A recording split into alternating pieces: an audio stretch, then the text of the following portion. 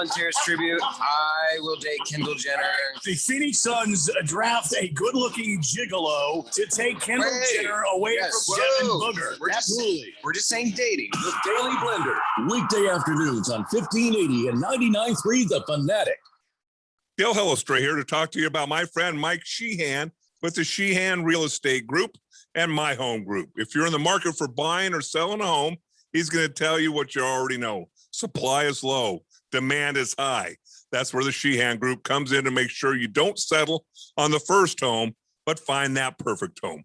For buying or selling, give them a call at Sheehan Group, 602-740-4818 for your real estate needs. They're your teammate in real estate.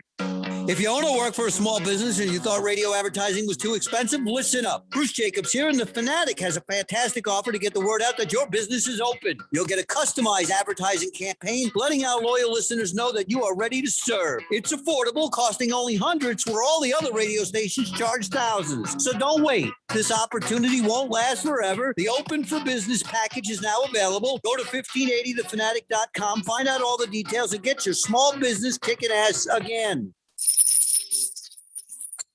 Coins and precious metals never sounded so good. Save for your future during a time of uncertain economy. Across the globe, two of the most heavily traded and most popular commodities for investments are gold and silver. Arbitrage opportunities exist in precious metals trading, and First National Bullion in Scottsdale can help with all the answers on today's gold and silver markets and the investment opportunities, including information on precious metals arbitrage trading. Call First National Bullion at 480-923-9899, 480-923-9899, online at firstingold.com, spelled out FIRSTINGOLD.com, firstingold.com. First National Bullion, 480-923-9899. Hi, I'm Steve. And I'm Felicia. We're the hosts of the show, Drive Friendly. With Steve's 40 years of experience, you're going to get the real insider information about the automotive industry. And I'll be interviewing local celebrities and experts so you can be informed and live your very best life. Laugh and learn with Steve, Felicia, and the gang. You'll be smarter for listening. Drive Friendly, 10 a.m. Saturday mornings on 1580 and 99.3 The Fanatic. Live from the Harmon Solar Studios in Scottsdale. This is KQFN Tempe. Also transmitting on K25CD Phoenix at 99.3 FM. And K240 U Fountain Hills at 95.9 FM. Quiet, people, settle down. Because it's time. Time for what? Showtime. When does it start? Right now. 3, 2, 1. Let's get on with the show. Let's do it.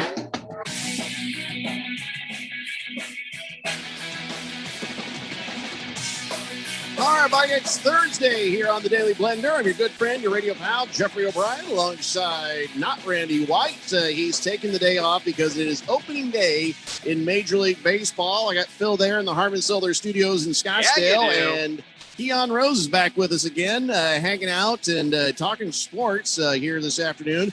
I am also looking at people who texted in way too early on the Summit Mail Medical text line, 888-368-1580. Boomer Sooner got in there at 2:15 just to say, shut up, Phil. I mean, just right off the bat. And he also said, good day, gentlemen. The OU softball team has 6 players batting 500 or above. He wanted a cold one from Randy, but since Randy's not here, Phil's going to take care of that. And I'm going to let Phil give you a little Boomer Sooner. We're going to see if he can redeem himself from the last time he attempted a Boomer Sooner. Now, he says a little Boomer Sooner, so take it easy, Ham. So just a little Boomer Sooner? Sure. That's all I get? Yeah, right. Just give him a little Boomer Sooner. Right. Boomer Sooner, Boomer Sooner, Boomer Sooner, Boomer Sooner.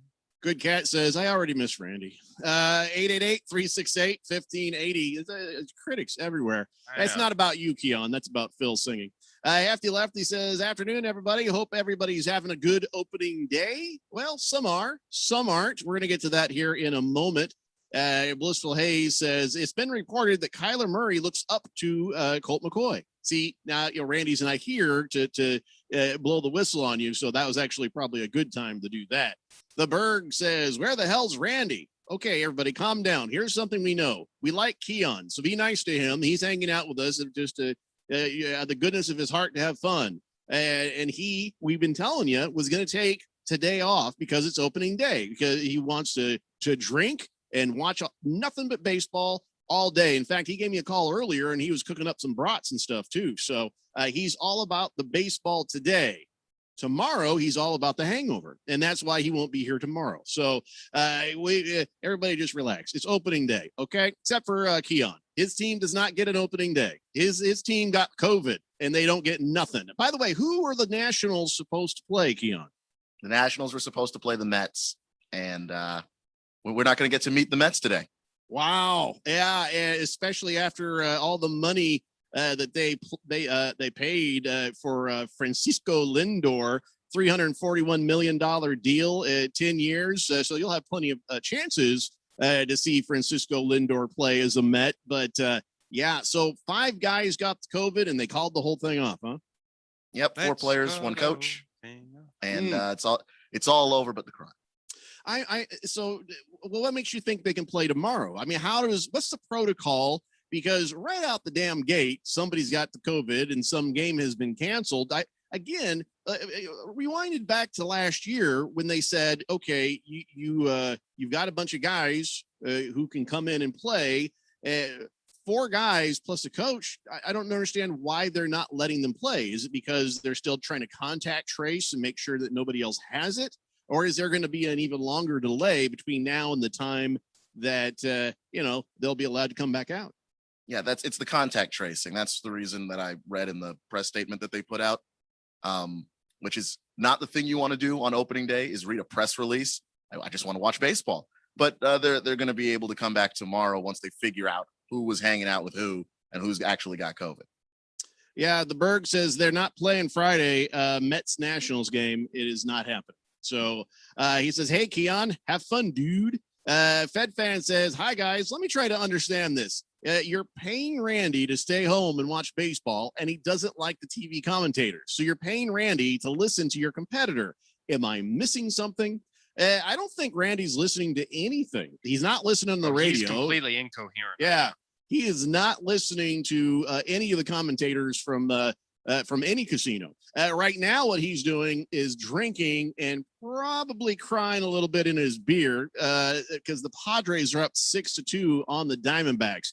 And the only thing that would be worse if you had been watching the Coyotes game last night when they got a hat trick on the from the Avalanche. They got a hat trick on the Coyotes within the first 7 minutes of the game. Don Skoy got bam, bam, bam. That just was humiliating. And the final score last night was 9-3. That's more like a baseball game score. That's not a hockey game score. So at least, there are worse things. But yes, the Padres are handling the Diamondbacks right now pretty easily in the top of the 5th. So, last I saw, the Diamondbacks over under for the entire season was 74.5, I believe, 72.5, depends on where you go. But 74.5, oh, that completely looked out of reach, even before today. Look at this. I'm wearing my Diamondbacks hat, and I do love my team, but I'll have to take the under on that. Yeah, compete within even that division. Of course, the rest of the division feels like it got better, or at least stayed the same. I know that the Rockies got rid of Arenado, but they kept a Story and kept Blackman. And so if you're looking at the rest of that division, even the Giants are somewhat sneaky to be even at 3rd place in that division. So I think it's completely viable to see that the Diamondbacks are competing for the number 1 overall draft pick. That's it. All right. Good Cat says, we will be nice to Keon, but can we continue to be mean to Phil? Yeah, okay. Of course. Heelbin Mike says, we're all down with Keon. It's just Phil without Randy around to keep his ass in check. That's problematic. What makes you think I can't keep him in check myself? Believe me. Berg says 162 games, people. Let the season play out. Yeah, you're right. Because last season, we thought the Diamondbacks were going to have a pretty good season. They pretty well didn't. So maybe now we're thinking the Diamondbacks are going to have a crap season. Maybe they'll have a better season than we thought. So that's why I always say, watch the games and just enjoy them for each individual story. Of course, Keon can't do that because, well, they all got the vid. So How do you like your Nationals this year, Keon? I like them a little bit better this year. I mean, the division is just tough. The Mets threw a bunch of money at players. The Braves are still really, really good. So even if the Nationals are good, it's almost a question of, can you be better than any of the other teams in the division? And I don't know, because they get injured so easily. Ooh, I just had an idea. Phil, you admittedly do not have a favorite baseball team, really. You're a man without a country when it comes to that. I have a request of you, and you need to say yes, and you need to do it quick. Presumably, because you're an Arizona guy, you would be a Diamondbacks fan.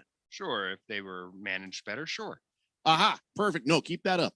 So what I want you to do is disavow any fandom of the Arizona Diamondbacks, and I want you to suddenly become a Dodger fan. Bandwagon to them right now, please. Just do it now. Say it. Are you Just hoping? say Are it. you hoping that I jinx them? Is that what Yes, this is? please. Come on. My goodness. All right. There's only a couple innings left. I want to see them lose to the Rockies. All right. He was immediately isolated. Come on. Don't listen to the drunken man. To World Series victory. All right. Let's lead them to the World Series victory. I'll be a Dodgers fan for the season. There you go. So now that'll help. The Rockies now up 4-2 over the Dodgers. So yes, and watch our fortunes change with the Arizona Diamondbacks too. Thank you, Phil. I appreciate that. So do I get full compliments whenever the Dodgers do win the World Series this year? Is that? Oh yeah, because I asked for this. Okay. If this works, I don't know if it will, because it may not be seen by the baseball gods as a legitimate bandwagon that needs to be cursed, but it's worth a shot, man. It's worth a shot. So, Phil, did you ever play baseball? You know what? I played t-ball. Let the jokes come in. But I played a little bit of baseball, but I don't have that in me. I had that flinch thing where once it's coming towards my face, I can't do it. I would need to wear a shield guard for my face. It's All too right. pretty. Okay. Keon, you play ball? No. Okay. Little bit of softball, beer league type stuff, but no baseball. I was never good enough. Very competitive in Texas. Hanging out with my buddies and some of the guys who played on the baseball team, I could hit a home run with a baseball. Can't hit a home run with a softball. I think it's just too heavy. But I would go out there and play, but I never played on the actual like baseball team in high school. And but I did play softball competitively. I did pretty good there. And by the way, whoever is on the text line right now, please get the hell off the text line, because it is showing things as red that should not be read. So could we make sure that, hey, Phil, could you go into the studio, make sure Big Steve didn't leave his mouse over stuff so it doesn't keep just messing me up on my flow here? I don't want anybody's text to get messed. But I can throw the ball. I can play the sport. I can get in there and play. Or I'm older now, so I'm probably not as fast, but that was my whole thing there. Speed, and I could hit a chest level line drive. They'll scare the hell out of anybody. But now, a lot of years have gone by, and the thought on opening day is, if I were called upon to show up and throw out an opening pitch, could I get it over the plate? That would be very stressful, especially after you watched Dr. Fauci last year. He went out there and threw out the first pitch because he was everybody's sex symbol back then. And that was really bad. So, Keon, can you get one over the plate if you were called upon to do so? I know that I can, because I actually threw out a first pitch for our local minor league baseball team, the Chattanooga Lookouts. And I got it over the plate, and it was not embarrassing, and I did not bring shame upon my family and friends. All right. Well, that's awesome. Phil, how about you? Do you think you could get one in the strike zone? No, I think what I'd have to do is I'd have to play it off comedically. Where people, they know that they can't do it, but it's the people who take it seriously, who fail, that really look bad. Like 50 Cent, whenever he did it, oh, that was just hilarious, because he's actually trying. So what I'd have to do is I'd have to do like the full on somersault kick. And then when I fail, it doesn't look as bad. No, I'm pretty sure that would look bad. Well, if you ever get the honor, make sure you go out and practice a little. Make sure that you can do it. Absolutely. Don't overthink it. Don't stress out about it. But go throw a few just see what happens. There's no reason. And the advice I would give is, if you can't really burn one into a strike zone, and make sure you throw it where it may be a little high, but then the catcher can at least grab it, and you've gotten the pitch to the catcher. That that is at least a face-saving thing. You got the ball to the guy you were throwing the ball to. If you can't throw a pitch, that's the next best alternative. I don't feel bad because somebody polled 12,000 Americans, asked them if they could get the ball over the plate, and a third of people said yes, which means 2/3 not so sure. Here was the numbers: 38% were somewhat confident or very confident. 18% said probably not. 36% said nope, couldn't do it, and 7% just weren't sure. You know what it was? It was 50% women who knew that they have sense in themselves, they have real stature, and they know that they couldn't. Like the women who do know that they can't. Well, I like how you're going after the women on this. No, hold on. And then it's the delusional 50% of the men who are like, "Of course I can. Do you know what I did in high school? And then in reality, all they can throw is a beer can." Yeah, I would make sure I could before I did. And I don't know if I couldn't do it. I don't think I would do the comedic version that Phil's talking about. I think I'd just be like, no, I'm all right. I'm good. I'll pass. No big deal. I'd have one of those shoestrings attached where as soon as I try and throw, my pants fall, and then there's a Speedo, and then I become the streaker. And by the way, you're wrong about the numbers. It was young people who are more likely to say yes than older people. Men are more confident than women. You're right about that. 55% of guys said they could probably do it compared to 22% of women. So I don't know if I could throw a strike. Women have far more self-awareness than men do. That's all that boils down to. Yeah, trust me, the old dodgeball. If you throw a shoe, you can throw a baseball. Women can throw a shoe at you. Women. The women who can certainly can. Deadly accuracy. I've had some abuelas in the past who can definitely aim that chancla and hit you right on the forehead. You ain't lived till you've had a chancla to the forehead. 888-368-1580. Baker's Cocky Hen says, okay, Keon is cool. Jeffrey is hilarious. Phil is a millennial, so this should be a good time. And by the way, the Cubs season already reminds me of the Waterboy scene. We suck again. And by the way, Baker's Cocky Hen says, listen, it's man card time. If you can't get it over the plate, don't accept the invite. I could hit Phil in the stands from the mound and we'd find out who's really delusional. Oh, please. Oh, please. Why would you do that? Blissful Hay says, shut up, filthy. Big Steve says, yeah, the text line was doing that to me too. Okay, well, that means that somebody is logged in on our text line and it's showing things red. So I'm just going to change the password. Good Cat says, Phil takes walks in T-ball. Is that what happened? I will take whatever's given to me. I don't think that's even possible. I don't think so either. Fed fan How says, would that even work? Great decision, Phil. That helped the Rockies score 2 more runs. Thank you. Thank you so much for that. You're welcome. Anytime. Berg says, yep, D-backs 6-4 now. Jeffrey, have suck it, Phil bandwagon the Yankees. just keep on going. Listen, I hate the Yankees, but I think the Dodgers are more of somebody I need to see shut down than the Yankees right now as a Diamondbacks fan. So no, you got to get out of division first. Yeah, we're going to keep it right there with Not that. Not even conference. You got to get out of division. So let's talk about Francisco Lindor for a second. 10-year deal, $341 million. Did they pay too much? He's got the third richest contract in Major League Baseball history.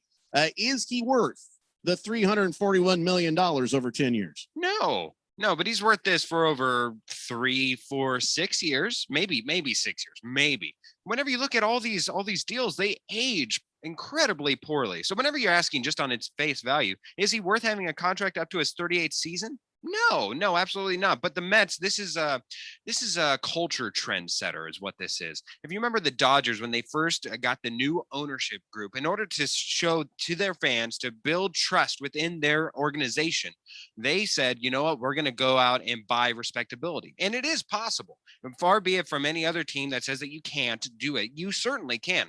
Even if you make bad money moves now or even bad money moves in the future, you can still buy respectability. Fans will appreciate and want to go help service a product that shows that the ownership is trying to win. There's a difference between trying to win and trying to make a profit.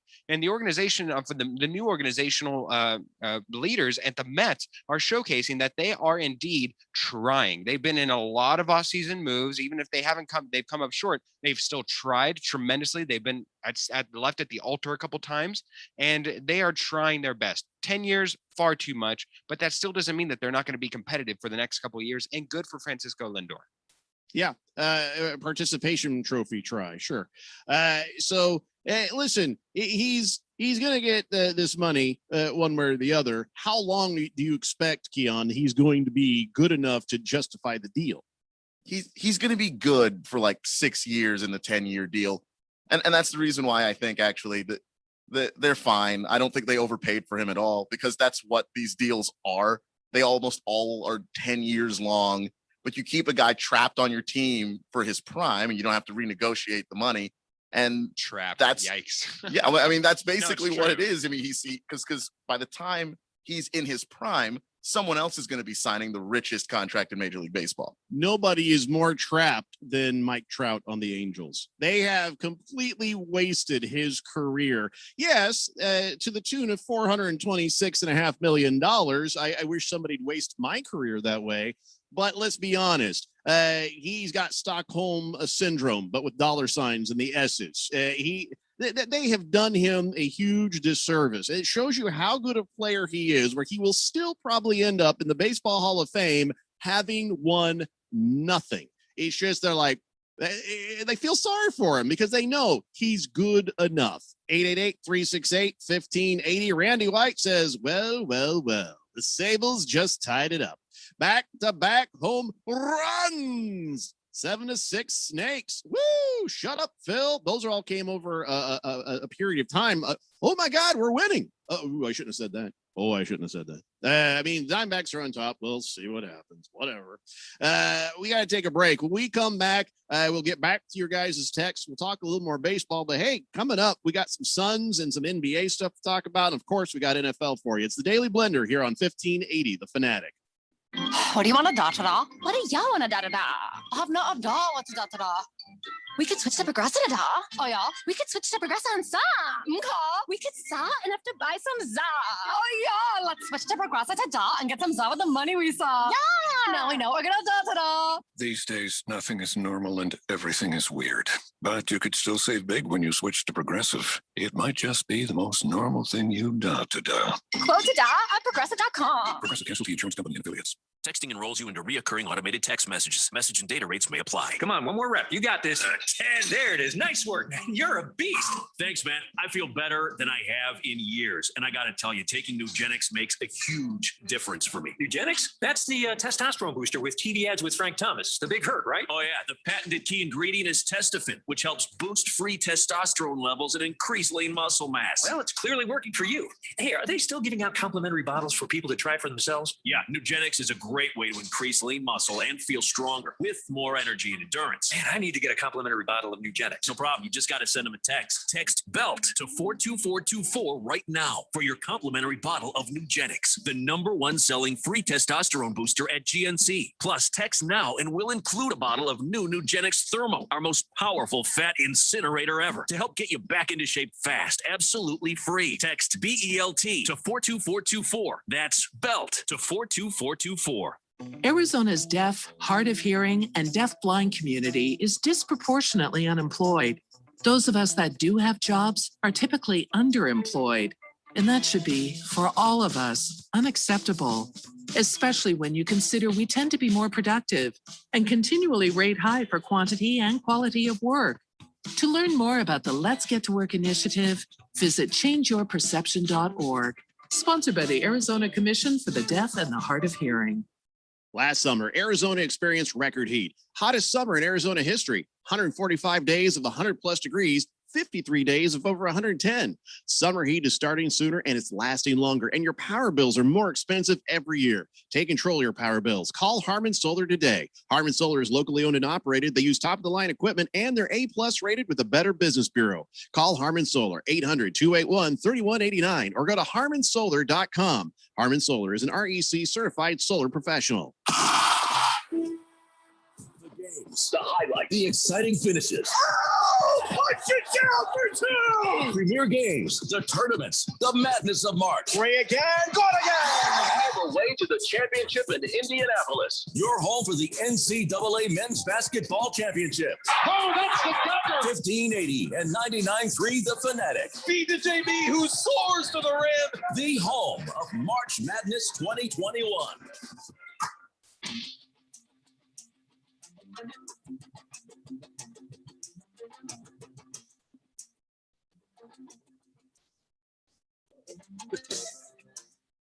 The Daily Blender here on 1580, The Fanatic, Arizona's new home for sports. I changed the password so that the text line would act normal, and now it won't let me in. Oh, that's beautiful. My bad. I fingered it. Well, we'll figure that out here in a second. All right. As soon as I can fix that, we will go ahead and do that. But let's talk about some of the interesting things that are going on right now. Major League Baseball's opening day. Did you guys get a load of that snow? They're playing in the snow earlier in Detroit. The Indians playing the Detroit Tigers. Miguel Cabrera was like sliding, of course, in the snow. That's kind of a weird look. That's not baseball weather to me. That sounds awful. Yeah, I kind of like it, though. I kind of like it. I like the idea. Of course, probably hurt like hell whenever you make contact with that bat, right? Or even if you're sliding into any base. Ooh. Yeah. So that was kind of interesting, but I don't think anybody got hurt on there, but that was weird to see. Gary Sanchez giving the Yankees a 407-foot home run. That was, I guess, exciting, except for the fact I hate the Yankees. But other than that, opening day so far, everybody happy. I know that Keon's not because the Nationals COVIDed out.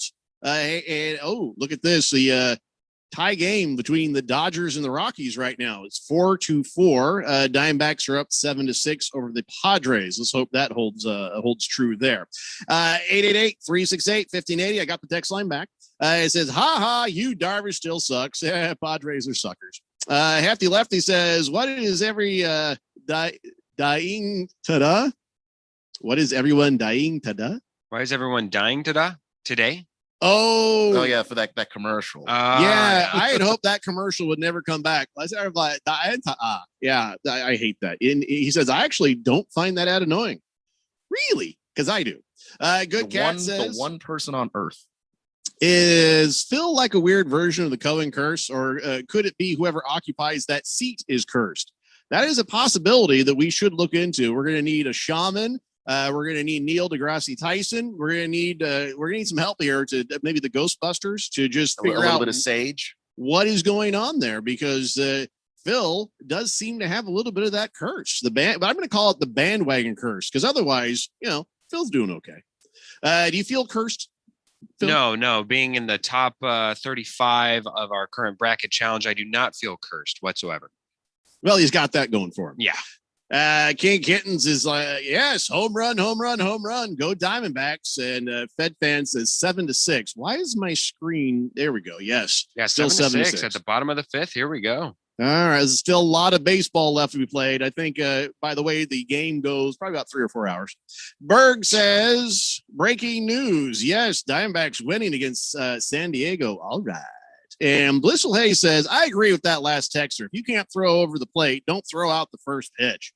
Yeah, you should know what you can and can't do. Now, I get it. A lot of times somebody could get very nervous and choke and mess it up. But, if you know you can't do it, don't do it. It's an honor, but you also don't want to embarrass yourself. And everybody's like, every time you see somebody botch, they're like, and everybody else that stands like, you disgust me. Yeah, there's nothing worse than seeing somebody botch a first pitch. Don't do that. All right. So the Indians, they have decided to do what the Chiefs had done, and they've said, okay, opening day, if you're coming to the game, please don't do the Native American costuming or the red face paint. Don't do any of that stuff. Leave it at home. You are not allowed to do that. Now, they've already announced they're going to change their name at some point in the future. But in the meantime, while they're still the Indians, they are prohibiting fans from dressing like Indians.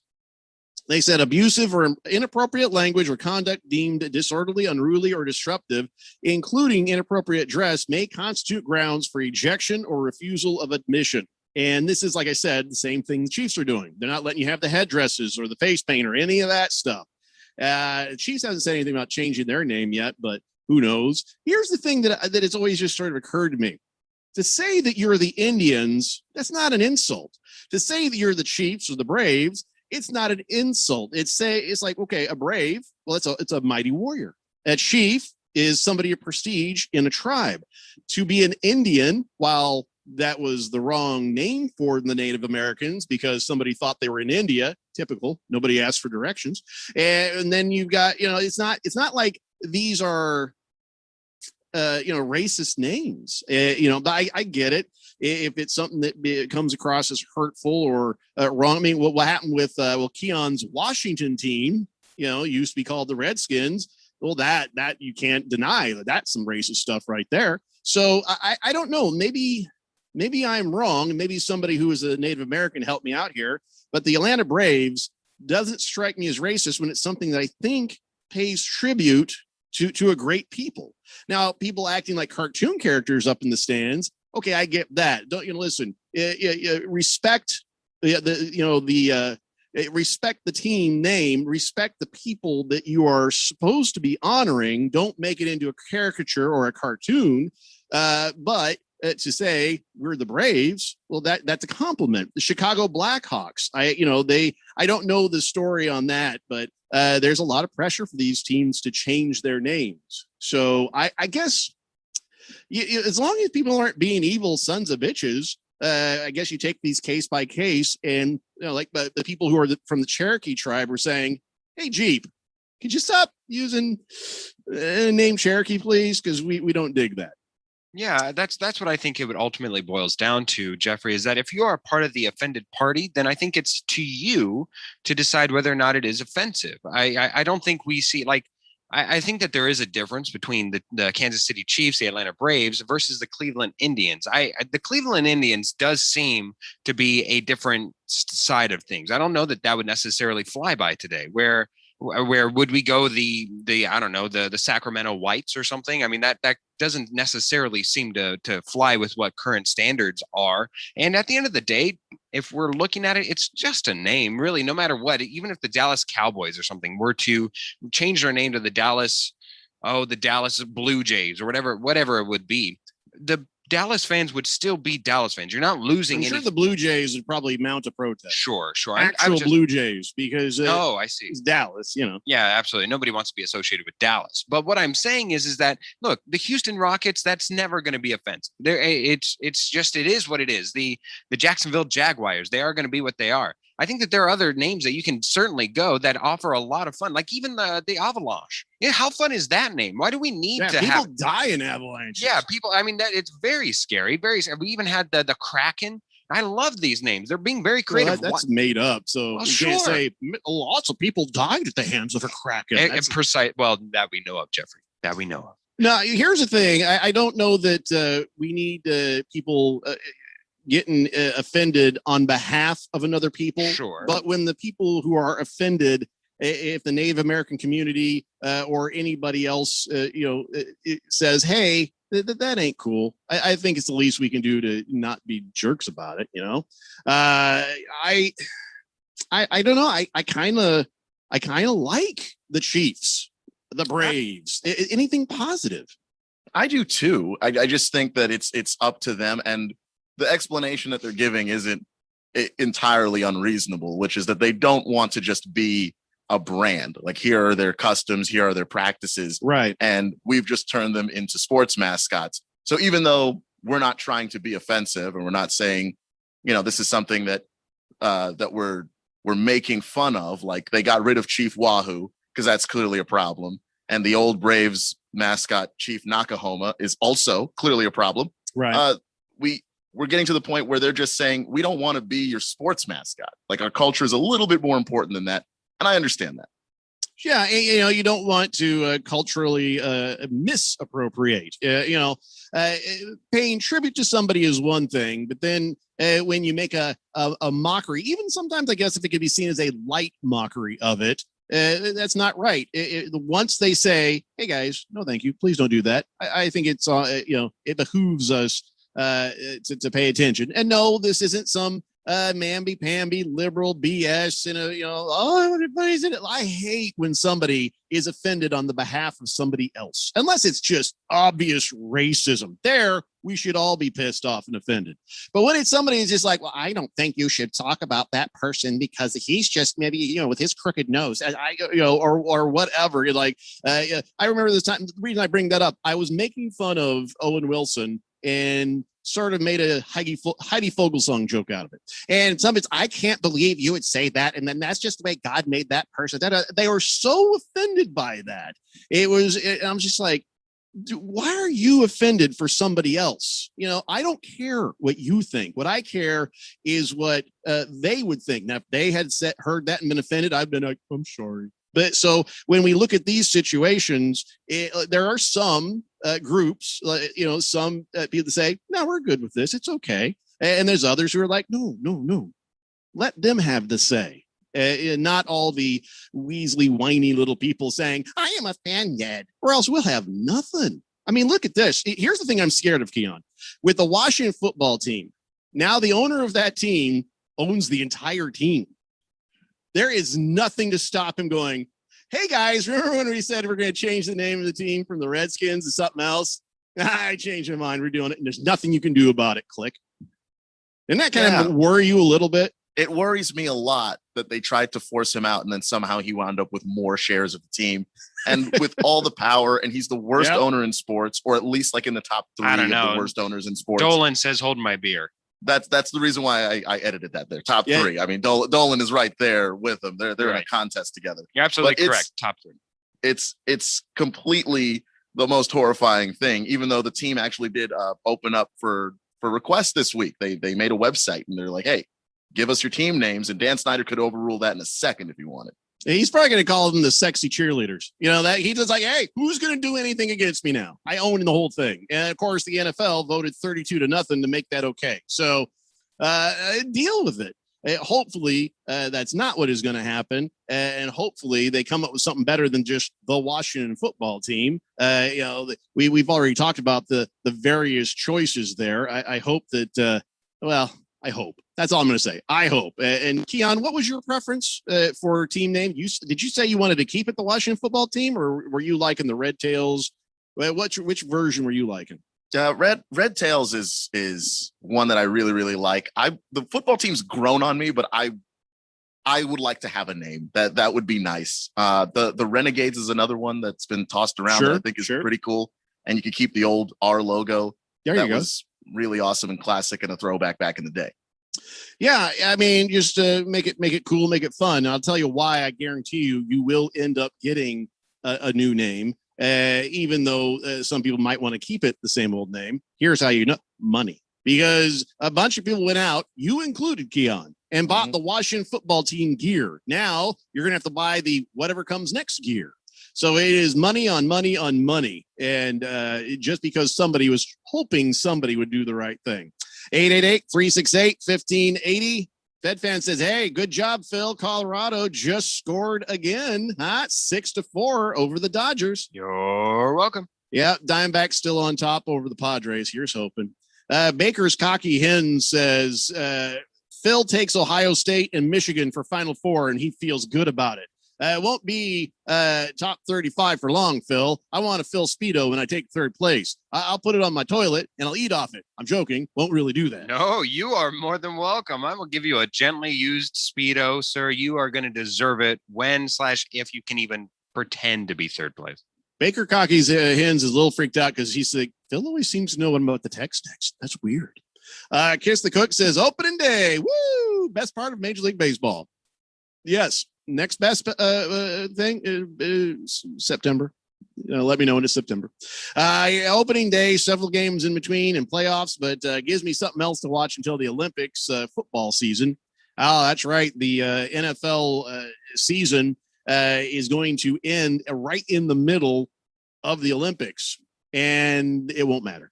It won't matter because everybody's going to watch the Super Bowl. Very few people are even going to notice that they missed part of the Olympics, and life will go on. I don't think there's anything to worry about there. By the way, this Olympics, what is that? Is that the Tokyo Olympics? A year delayed? Isn't that what that is? It's Tokyo, and it's the Winter Olympics. right? It's the Summer Olympics. It was the Summer Olympics in February. Well, they got pushed back because of COVID. Did you want to push it back 4 years for all the athletes who train? No, you push it to the summer if it's supposed to be the Summer Olympics. Everybody's going to be shivering and cold if it's being done in wintertime. But they need to move that to June. What the hell? What part of the hemisphere is Japan in? Because that probably affects it too. Like if they're still going to be warm enough, I don't know. I'm talking out of my backside. Yeah, I'm confused by this. Somebody should explain that. By the way, I think it's worth noting on opening day, the World Series champion is 6-5 for the past 11 years. 6-5. So doesn't just mean that you're out of it. As much fun as we're going to have today on opening day, doesn't necessarily act as a forecast for who is prominently going to be in the running for World Series. I want the Dodgers to lose today. I want the Diamondbacks to win today. So I can look at the standings, at least for one day, and be like, yes. After that, I know reality is going to set in, or I don't know, maybe Phil's curse on this is enough to take him through. We'll see. FedFan says, it's the Winter Olympics, you dorks. Come on, Keon. I thought you said it was the Summer Olympics. Because nobody has Google.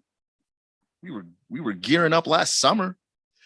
President Wallet says, I actually think the Washington football team is kind of like Ohio State. It's annoying, but what's really wrong with it? Red Tails is a great name, by the way, but does it have to make such a statement with the team name? It's just a football team.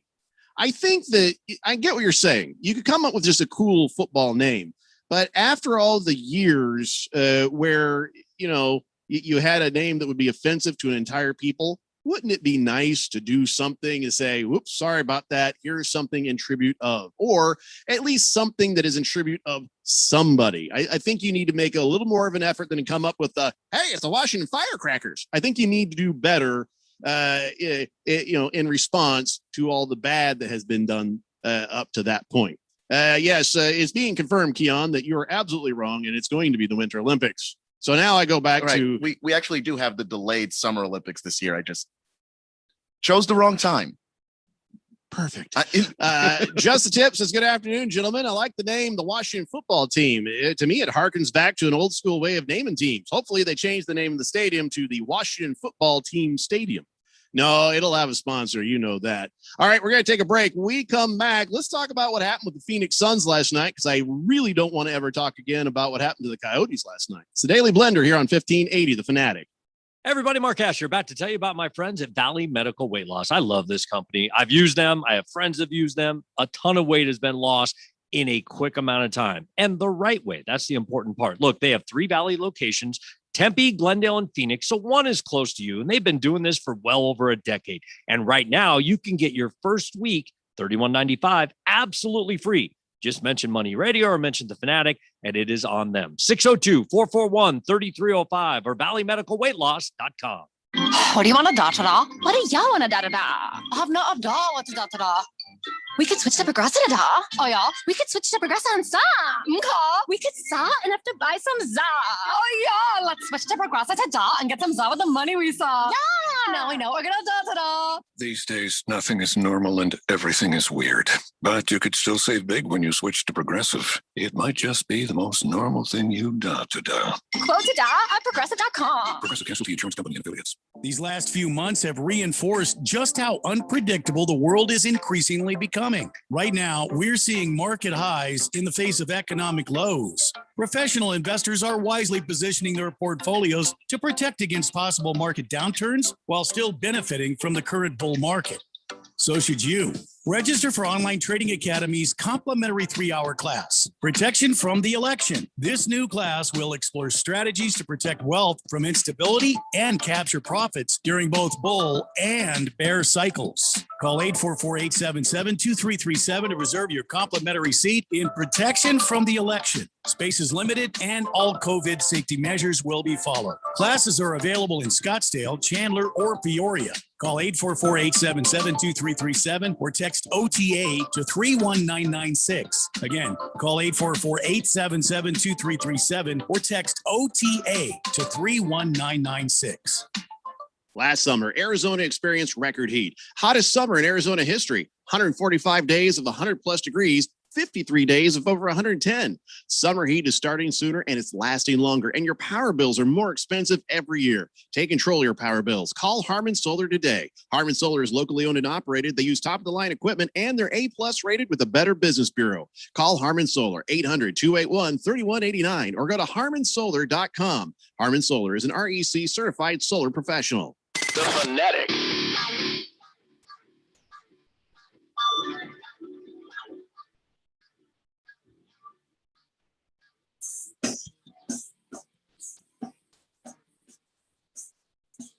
It's the Daily Blender here on 1580, The Fanatic, Arizona's new home for sports. This Saturday, we've got the Final Four for your March Madness.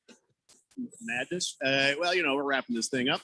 We got the first game is number 2 Houston versus number 1 Baylor at 1:30 p.m.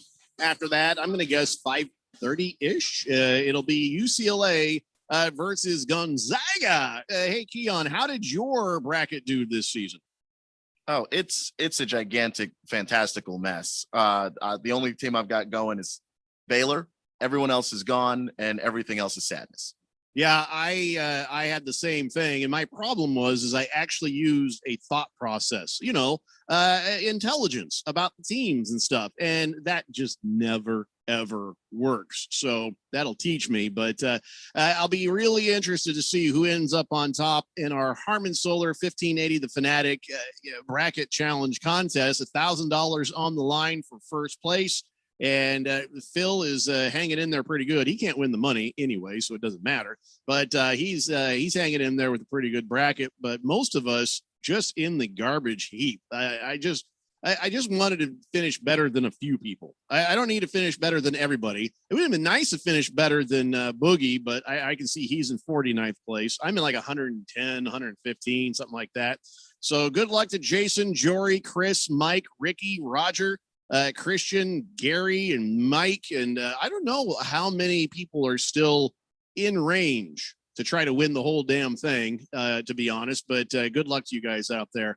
And make sure you tune in to 1580 The Fanatic this Saturday for your Final Four of the NCAA tournament. 888-368-1580. Yes, we all know now. We all know that the Winter Olympics will be on, not the Summer Olympics. I feel bad for Keon. A massive brain fart. The Summer Olympics will be on in the summer like normal, and then the Winter Olympics are going to be in Beijing in the winter like they always are. Yeah. I don't know what on earth I was thinking. This odd number year Summer Olympics is throwing me off. Well, Phil and I don't have a damn thing to say about it because we didn't know any better. So I'm not really big in the Olympics. I don't know. There's not a whole lot in the Olympics I really consider sports, if I'm honest. Name an Olympic sport, and I'll tell you if I think it's a sport. Go ahead, just start throwing out some sports, some competitions. All at least. Okay. Well, we've got the obvious figure skating, which we've talked about. Not a sport. Swimming. Swimming. That's a sport because it's a race, and you can have a definitive winner and second and third place. So that will be a sport. Let's go to diving. Not a sport. It's subjective. People have to grade you and judge you on it. Beach volleyball. Well, yeah, you're playing to a score. It's not much of a sport, but it's a sport. And some of it's very enjoyable to watch. Tennis. Table tennis. Okay, table tennis I can't take serious as a sport. I'll call that a competition. Yes, I know it has what you need, a final score that determines a winner, but come on, man, that ain't a sport. That's a game. It's not a sport. Tennis, that is a sport. Let's see. What's that one? Keon, what's that one where they shave the ice in front of that like little curling. That little curling. Is curling a sport? No, that's like saying darts is a sport. It's a drinking game. I appreciate it. I respect it. Not a sport. Is shooting a sport? Well, if somebody's holding a gun, I'm going to tell them it's a sport. But is that a sport? A shooting competition? No, I'm not saying no. There's no athletic ability to that. There is skill involved. I'll put that on the same category as like darts, Yeah, shooting's not a sport. What about last one here? Let's go with, I know it's not in the Olympics, but I'm curious what you think because you have a pretty wide definition. Bowling. Is bowling a sport? Because Radio Ron, the owner of the radio station, is an avid bowler. He's got some 300 games under his belt. Yeah, hell yeah, that's a sport. The manliest of sports. Only because of what I had said previously. Right. That's a sport. 888-368-1580. Prison Wallet says, I use AutoPick for my bracket, and I think I'm tied with Jeffrey still. Yeah, see, that's what happens. I next time I'm going back to mascot fights and colors and stuff like that. Hefty Lefty says, don't feel bad about messing up the Olympic schedule, guys. It's opening day. You're supposed to be drunk. King Kitten says, that's right, man. Pick out them good jelly beans, Jeffrey. Oh, King Kittens must be watching on our YouTube feed, which is on Twitter and Facebook. Yeah, my wife got me a bag of these Jelly Bellies, and I've had some real bad incidences with just blindly going in there and grabbing some. So yes, I guess you saw me on the camera there. I was looking for popcorn. I like the popcorn jelly bean. I know a lot of people don't like that, but I do. Kiss the Cook says barrel jumping. Barrel jumping is a sport. What the hell's barrel jumping? You mean like on a horse? Is that what you're talking? Is that a thing? Is any horse-based sport a sport? No, it is for the horse, not so much for everybody else. Kiss the Cook says Tokyo Olympics begins July 23rd this summer. You know, Keon, summer, as in the name. You know what it summer. is? It's an odd numbered year. I know. Oh, an odd number of years. Summer is not really in the summer. Yeah, okay, I did not know that. I thought they were just going to push it back. I don't know what I was thinking. Good Cat says, sorry. With this whole curse thing actually working, does that mean that is it Eric Cohen wearing a Phil suit, or is it Phil wearing an Eric Cohen suit? Please, at least make me. Oh, I don't know which is worse. Kiss the Cook says, save the black licorice for me. Yeah, I can't get down with the black licorice. So yes, Hefty Lefty wants all of my Brazil nuts out of my nut mixes. Ooh. And now you, Kiss the Cook, you'll get all the black licorice. Diamondbacks tied 7-7, bottom of the 6th. No, you don't. No, I want you looking. You look away. Look away, I don't Phil. get to look. No, you're going to ruin it. Can I look at the Dodgers game? Yes, look at the Dodgers game. Okay. I think. Prison Wallet says most of the Olympics are competitions. There's very few sports in there. Border Hopper said, are you serious? When did we get a guy named Border Hopper on the text line? I don't think I had anything to do with that name. All right. So Border Hopper says, yay, a pining day. Poured me a cold one, Phil. It's going to be a long one for the Diamondbacks. Who gave you your texter nickname there? Right there. Border Hopper 69 text name. He says, I'm Hispanic. Yeah, I know, but I don't know if we should be using that term, even though you're okay with it. We've had other people okay with certain terminologies that probably not something I want to be saying on a regular basis. So you're going to need to come up with a new texture nickname, my friend. I'm sorry. Good Cat says, damn it, Phil, stop looking at the Diamondbacks game. I know, I told him. Boomer Sooner says, Jeffrey, I think Keon and Phil should trade places. Well, that'd be hard to do because Keon is in Tennessee or something, and Phil is in Scottsdale. There's no way that could actually happen. Well, not in time for the show. No, or any show. Yeah, Phil, nobody, I don't have the money to pay for these guys to fly and no, we're just going to leave it this way. Fed Fan says the Summer Olympics will be this summer and the Winter Olympics 2022. Historian says Chiefs apply to more than just the Native Americans. Well, you can say that, but their entire motif has always been the Native Americans. So yeah, that argument ain't going to go very far. 888-368-1580. Let's talk about what happened in the NBA. The Suns had Booker score a season high 45 points against the Chicago Bulls. All right, I get it. Before Phil says anything, it's just the Bulls. But, that was a game that it was looking like the Suns might have lost. They were having a hard time under the basket. They had to get some big guys out there, start banging it, and it was very close for comfort at the end of that game. Yeah, Booker took over, did some hero ball while Coach Monty threw out some guys to pull down some rebounds finally, and they were able to pull this thing off 121 to 116. But this is the kind of stuff I was talking about yesterday. And everybody told me, Jeffrey, don't worry. Don't worry about a thing. These little things become bigger things as the season gets later. And I just get a little nervous having been a Suns fan for so long. These games that should be won by at least 10, 15 points that you had to fight your ass off just to win. So, yay, they won. And that's a great thing. They are finding the ways to win the games that they need to be winning. But it's not a good luck when it's this hard. Should it be this hard every single game against what is looked at as a lesser opponent? Look, Vucevic is new on that Chicago Bulls team. He gives them some form of life because he is a star. I would not say a superstar, but he is a star, and he's an upgrade over what they previously had. So it is a team that possibly has a new boost based on the fact that they traded their future. So now they are actually looking towards revamping their entire season, and they have no interest in losing the rest of these season. For if you're the Chicago Bulls, they're actually going to be trying this season. So maybe you caught the team at the wrong time, wrong side of the deadline. Okay. But if you're looking at this team, it actually does not bode well for the Phoenix Suns. And I get it. You're looking at me as a bygone Suns fan, turncoat, say what you will, but it does not. Darnold. But it does not look good when the Suns, you could argue, actively tried that entire game, and yet and still it came down to a 5-point win over the Bulls, and it was actually closer than that score could even indicate. They have a close game against the Hawks, again closer than that game indicated, and even the Hornets. These are close wins, and honestly, it's very concerning that they're on a streak such as this. Yes, they are on a 4-game win streak, but these games and these teams are not the top of the line, the cream of the crop of the NBA.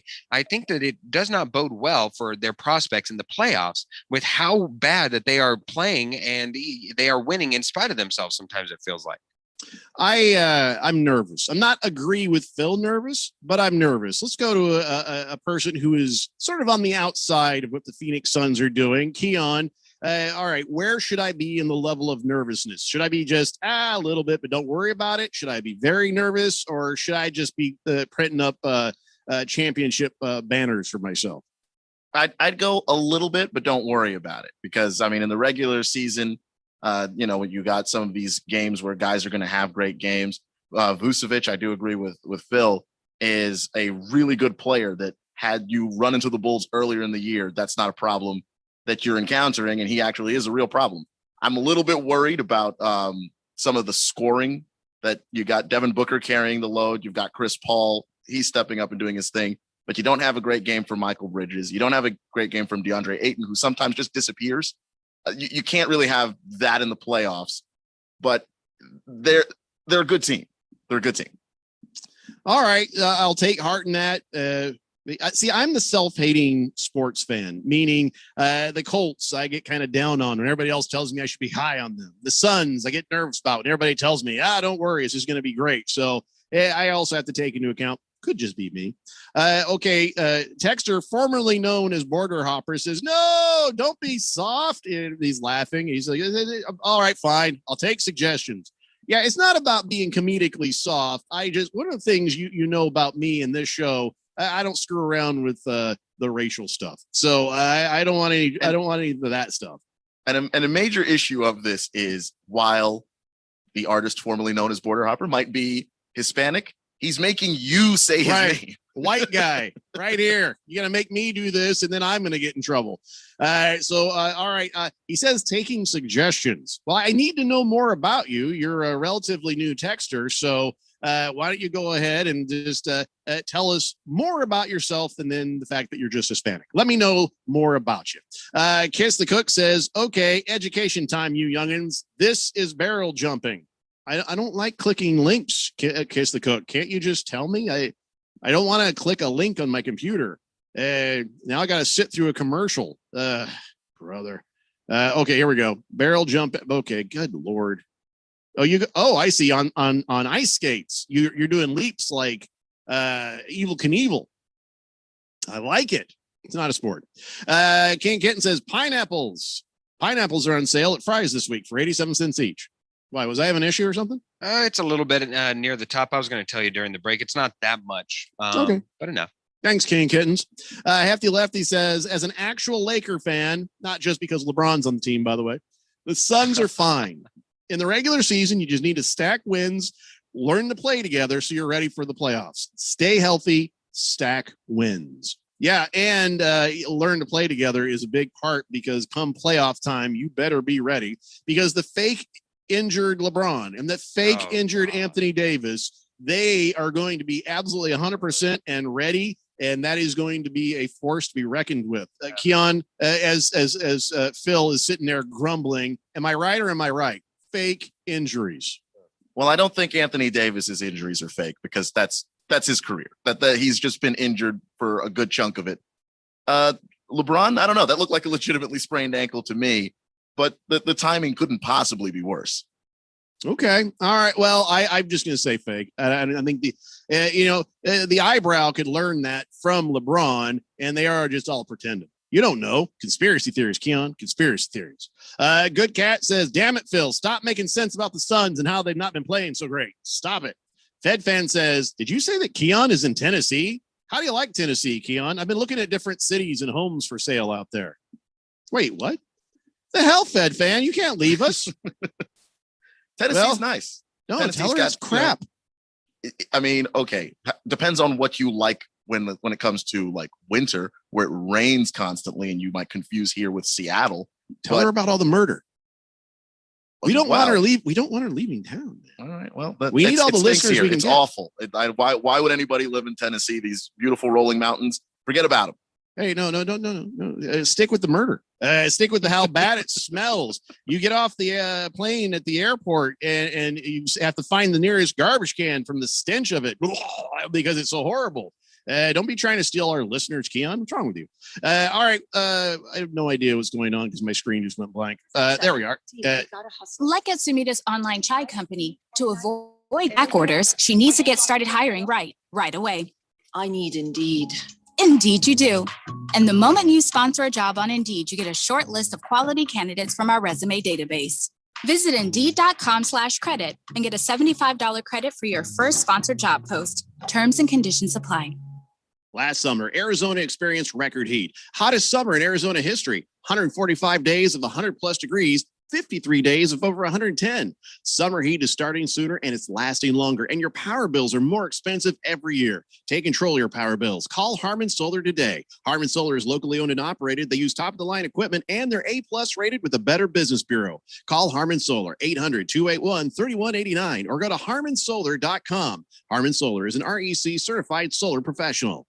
If you own or work for a small business and you thought radio advertising was too expensive, listen up. Bruce Jacobs here, and the Fanatic has a fantastic offer to get the word out that your business is open. You'll get a customized advertising campaign, letting our loyal listeners know that you are ready to serve. It's affordable, costing only hundreds where all the other radio stations charge thousands. So don't wait. This opportunity won't last forever. The Open for Business package is now available. Go to 1580thefanatic.com, find out all the details, and get your small business kicking ass again. My part-time service in the Army National Guard makes it possible for me to be more for the community I call home.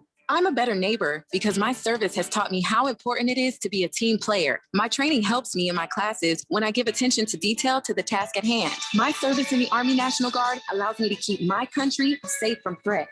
Learn more about how you too can live and serve part-time by visiting nationalguard.com. Sponsored by the Arizona Army National Guard, aired by the Arizona Broadcasters Association and this station. Come to Summit Male Medical Center to take control of your love life and your health.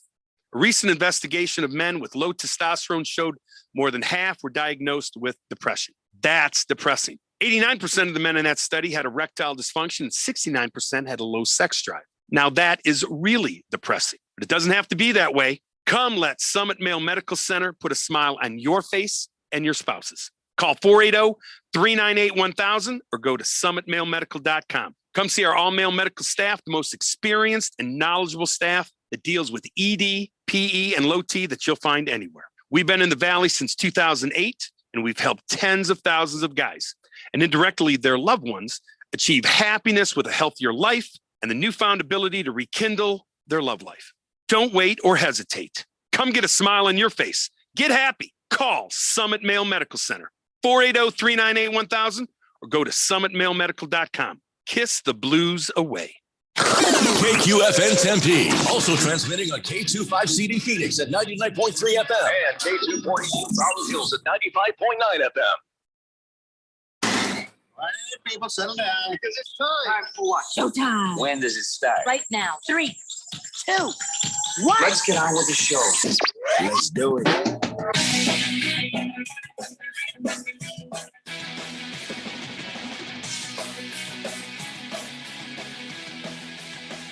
Good friend, your radio pal, Jeffrey O'Brien, not alongside Randy White. He's taking opening day off, and tomorrow off to recover from opening day. We got Phil there in the Harmon Solar Studios in Scottsdale. Keon Rose joining us as well. We've got you guys on the Summit Mail Medical Text line, 888-368-1580. And yes, things seem to be going pretty good for opening day. The Rockies are up 7-4 over the Dodgers. Yes! But because Phil can't keep his eyes off of the Diamondbacks game, that is now tied 7-7 over there. Could you please stop watching that game, Phil? The whole point of you bandwagoning to the Dodgers was to help out the cause of the Diamondbacks. Yeah, I'll do what I can.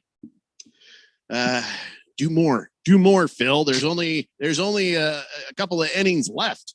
888-368-1580. Hefty Lefty says, Butt Thunder, Naked Texter, Whiskey Puddle. Okay, those are some suggestions for one of our texters who snuck in with a name that probably would not have been approved otherwise.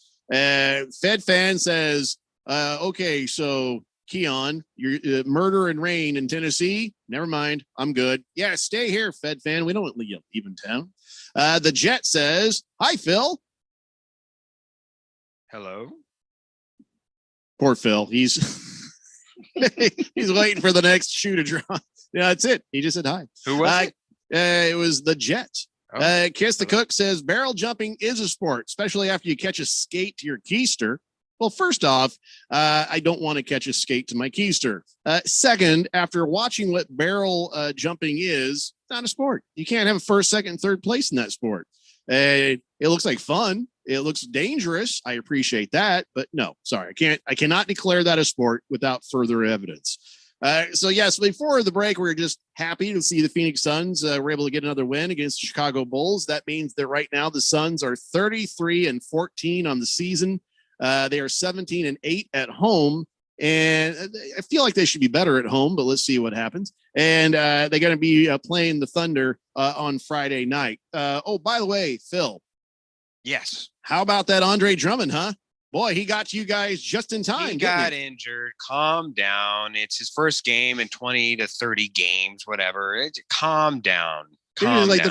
like 5 minutes on the floor, and he's like, my toe. And that's it. Now he's just out again, day to day. When it rains, it pours. So I think we need to start looking into changing some rules in the NBA. Okay. Here's what I'm talking about. When a coach, say probably the most, meddling sort of coach was old Doc Rivers. Doc Rivers he would tamper with players all the time. He'd have conversations, make comments on the TV or the radio, and like, oh yeah, we got great weather here. You should come play with us, and then he get a $50,000 fine, which I think secretly the Clippers organization and at the time would go and just pay him anyways. Ballmer is rich as hell, and so they're like, yeah, take the fine for tampering to do what we got to do. So coaches are not allowed to be talking to players at certain times of the year because that's called tampering. Now, when player like LeBron James starts doing it, when he starts trying to recruit Steph Curry to come play on the Lakers, LeBron James carries more weight than any other player in the league. We should almost look at him like he's a GM himself. Like somebody who you shouldn't be allowing him to go talk to the players and try to talk them into joining a super team and stuff like that. I mean, do you think silliness? I think we should make it where nobody from a team is allowed to talk to somebody else from another team to try to collude and get them to come to their team. You're delusional if you think that this hasn't been going on in the league's history. I know it's been happening. I just want there to be penalties when people get caught because LeBron James sitting there just trying to cherry pick whoever he can take out of everybody else's team. That don't seem right. Listen, that happens all around the world in every other thing of business. Whenever you're trying to get somebody to come on to the station, you try to convince them. You're trying to talk to them about the good stuff. Whenever it's happened across sports, look at Matthew Stafford. One of the reasons why he chose LA Rams, besides it being LA, is the fact that Matthew Stafford is there and they're childhood friends. They both grew up in Texas, yet now they're both in LA. There's different outside factors that happen no matter what. LeBron James, as much as he could try and talk people into getting there to Cleveland, he could not convince people to get there to Cleveland when he was a part of the Cavaliers team, unless they were actually traded for. Then he could massage their egos and be like, listen, it's all right. I know it's Cleveland. It sucks, but just make it through the basketball season. We'll win, yada, yada, yada. But convincing a free agent to get there never happened. Convincing somebody to go there of their own free will in a buyout market never happened. So whenever we're looking at this way, they're just different things that happen and attract human beings to places outside of the fact. If somebody goes to play with LeBron, what's most attractive, more so than LeBron himself, is that he offers a chance at a championship ring. I get it. You're attracted to LeBron. We understand that. But what I'm talking about is tampering with the players of another team at a certain time of year. It is. I don't know if the NBA should do what the NFL does, where you've got this random legal tampering period. That's really just tampering. Like, I don't know what exactly the point of that is, but it is just tampering. You can try and figure out a way to make that possible. I just don't know how they enforce it, because I agree with you. It's not just LeBron. I mean, Kevin Durant and Kyrie Irving and James Harden are now attracting Blake Griffin and LaMarcus Aldridge. You've got teams where, you have guys in the league with a certain level of influence, and you're drawing other people in. And if you're going to say coaches can't do it, then why should players be able to do it? Right. That's what I'm saying, because all a coach has to do is say, all right, LeBron, go tell him this. And if he does this, then we'll do that. Just let him know that that's what's on our mind. He should choose us. And, let's get this thing going. And then the LeBron goes off and does the bidding of the coach. So, yes, I think nobody from the team should be allowed to talk to anybody. And I'll tell you something else. I'm still crusty about the idea that all these people go out to the Bahamas and jet ski together. What the hell's going on? They're on a different team. They're not your friends. They're your enemies. They're your competitor. You're competing against them. Come on. And I know that's silly, but still, it does just sort of wrinkle the nose a little bit when I see those guys out there. We're on jet skis together. Like, dude, you don't know secrets. No secrets. Oh, come on. I mean, they're more than friends. I believe LeBron James is Dwayne Wade's son's godfather. Chris, I believe. Well, they played Chris Paul, together at the time, so that makes sense. Yeah, Chris Paul. I believe LeBron James was the best man at Chris Paul's wedding. I mean, there are different things that have happened over the existence of their friendship that is beyond them just playing together and being rivals. The connectivity of the world is so much more so than what it was in the past, that people are able to connect. Back in the old day, Bill Laimbeer played Scrabble with Michael Jordan? No. I don't think he had a Twitter account to slide into Michael Jordan's DMs. There shouldn't be nobody sliding in nobody's DMs. You're the opponent. You're the enemy. And until we're done with our careers, I don't want to talk to you. I don't want to look at you. I want to beat your ass. I want to beat your ass in the court. If I see you in the supermarket, I'm going to beat your ass there. That's the way it used to be. That's the way the competitiveness is, and I like it. Yeah, well, there are two people that embody that. One, Russell Westbrook, and two, Derrick Rose back in his day. How did that work out for either of them? You're being unfair to Russell Westbrook. He's actually quite a nice guy. No, I hear he's a wonderful, nice guy, except whenever you find him on the field or he's your opponent. Then he's wanting to kill you with every ounce of his basketball being. But it doesn't work out well for him. Nobody would take him now. If he were to be traded right now for Chris Paul on the Phoenix Suns, everybody would be up in arms. Everybody would hate that move. Well, the problem with Russell Westbrook is his knees. They're just not what they used to be. The competitive spirit is still there. It's more than his knees, Keon. What else could it possibly be? He's not a great shooter. Yeah, he's a selfish guy. He's a selfish guy on the court. That has not been my experience watching him. What are you talking about? What are you talking about? Everybody else boxes out for him so he can get the rebounds on the triple dubs. Where are all the players who have said that Russell Westbrook is this selfish guy? Kevin Durant. He's the only James Harden. He's the guy that with an axe to grind. James Harden hasn't said anything about this. Hold on. Kevin Durant, I believe, is a sociopath. And a sociopath is always going to accuse you of exactly what they are. Bam! Yeah, I don't think Westbrook is always going to be the problem. Paul And these guys who are George. boxing out for him all the time and doing stuff, well, that's because he's the best player on the court, and they're trying to help him do what he needs to do on the offense. Come on. So many times he's self-lobbed himself so that way he can get a self-assist or a self-rebound. Come on. You guys are gonna really go all out for he's the best he's player. never lobbed anything. He's just shoved people out the way so they can go out and get the rebound first. This is his grandma, anybody. But I don't know that Thunder team where he was the guy on the team. Nobody had a problem with Russell Westbrook. Kevin Durant did. That's why he left.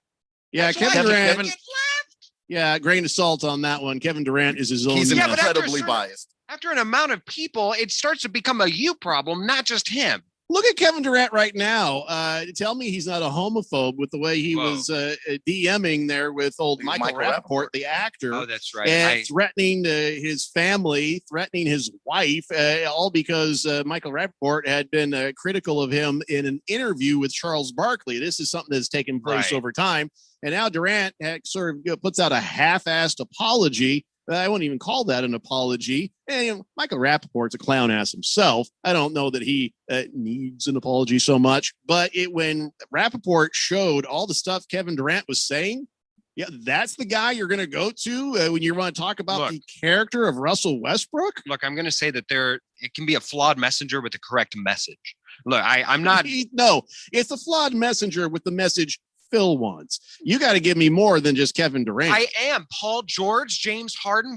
He doesn't James have a leg Harden to got stand traded on. away because the Thunder are cheap. He didn't. Wait, you just talked over my Paul George doesn't have a leg to stand on broken leg joke. Come on, guys. Oh man. But James Harden, That was a slam dunk. James Harden got rid of him twice. It wasn't just in OKC. It was also in Houston. So it was James Harden twice. He was like, okay, maybe let me go back to the wife that I James divorced. Harden is his own diva. I agree. But I want to hear from people who aren't divas. I want to hear from people. What who superstar you want to find? I don't. Why does it got to be a superstar? I want to hear from the regular folks. I want to hear from the assistant coaches. I want to hear from the other players on the teams. Not Harden always wants the ball himself. He's a selfish player. So then he's going to turn around and call somebody else a selfish player. Come on. It's got to be a little bit about the messenger, Phil. I need to hear from some people who are not the superstars. And every time someone sorry, Jeffrey, every time someone gets traded away doesn't mean that the superstar on the team got rid of them. Yeah, no, it was James Harden traded away freaking Russell Westbrook. The moment that they were like, the gear doesn't look good, he traded him because they were trying to appease James Harden. That's why they traded away Chris Paul. But that doesn't mean that Westbrook is just a bad guy. I'm not saying he's a bad guy. That wasn't the point to start all this. The point was, and I don't even remember the point now that we're actually talking about it, but it wasn't that he was a selfish guy off the court. Let's get the point from the super fans on the text line, 888-368-1580. Kiss the Cook says, Westbrook is such a ball hog. He won't even pass to himself. That was pretty good there. Blissful Hay says, Russell Westbrook is not a selfish player, Filthy. He averages a triple-double. If he's selfish, he's not getting over 10 assists a game. You're wrong, Filthy. He averaged over 10 assists a game for 8 years. The reason why he's getting half of those assists is not because he's a give up the ball kind of guy. He gives it up for free lobs so that way he can get those triple doubles. He's very aware of his triple doubles. I watched his triple double couple of games ago. That's not what happened. He does pass the ball. Baker's Cocky Hen says, LOL, Phil, shut up. Kyrie Irving, too right. What does Perkins think of Westbrook? That dude is a straight shooter. Who the hell's Perkins? Kendrick Perkins. Kendrick Perkins? Oh, I thought maybe you thought you looked like Anthony Perkins from Psycho. Boomer Sooner says, Jeffrey, Keon sounds just like a sports guy on a different station. Wait a minute. You got something you want to tell us, Keon? Do I? Mm-hmm. Is your real name Dan Byer? I don't think it is. No, that's not him, Boomer.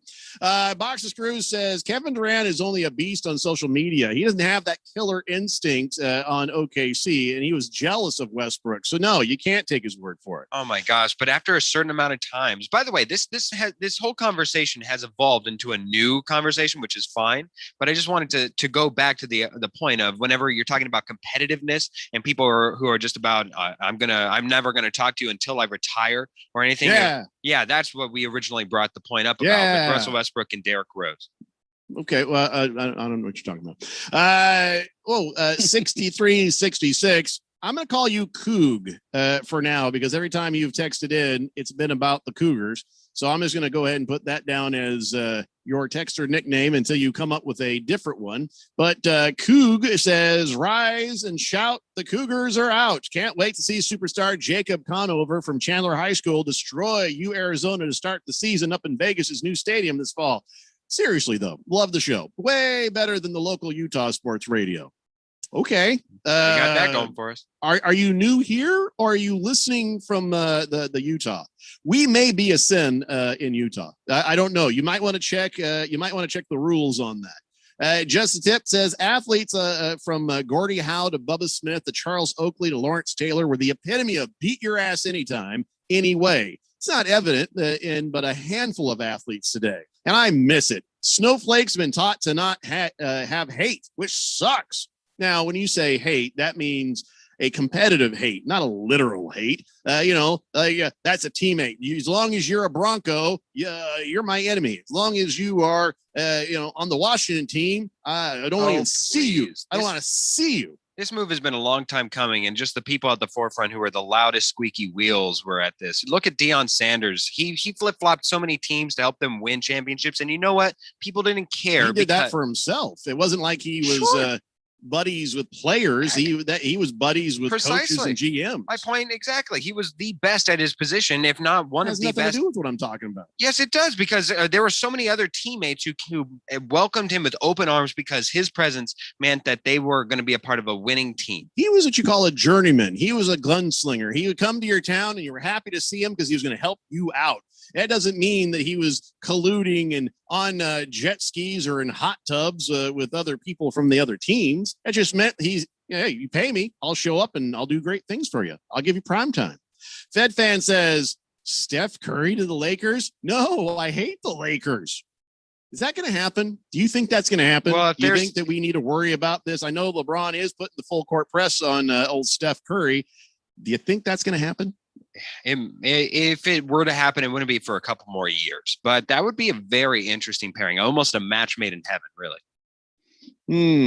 Yeah, I don't know about that either. Because first off, for a couple more years, I don't know if LeBron's got a couple more years of the level that he's playing at right now. Sure. But I think Steph likes the Warriors and being the guy on that team. All right, we got to take a break. When we come back, Papa Mike has a question about opening day. Blissful Hayes has a comment on Russell Westbrook, and Baker's Cocky Hens wants to talk all about the Utah. It's the Daily Blender here on 1580, The Fanatic. Hi, I'm calling to schedule a shipment. Indeed knows unexpected employee turnover can turn your business upside down. Last pickup is at 7. Team, we gotta hustle. Like at Sumita's online chai company, to avoid back orders, she needs to get started hiring right away. I need Indeed. Indeed you do. And the moment you sponsor a job on Indeed, you get a short list of quality candidates from our resume database.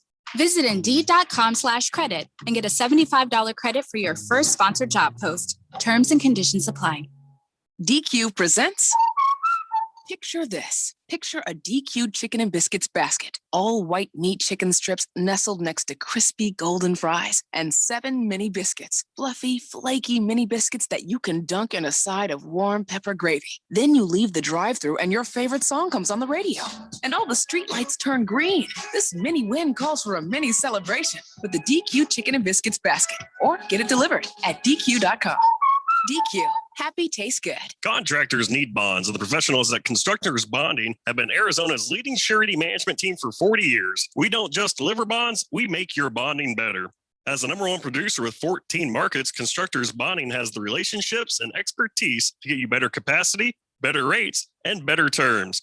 For better bonding, call Dave McKee at Constructors Bonding at 602-432-5929. That's 432-5929 or visit cbialliance.com. Hi, I'm Steve. And I'm Felicia. We're the hosts of the show, Drive Friendly. With Steve's 40 years of experience, you're going to get the real insider information about the automotive industry. And I'll be interviewing local celebrities and experts so you can be informed and live your very best life.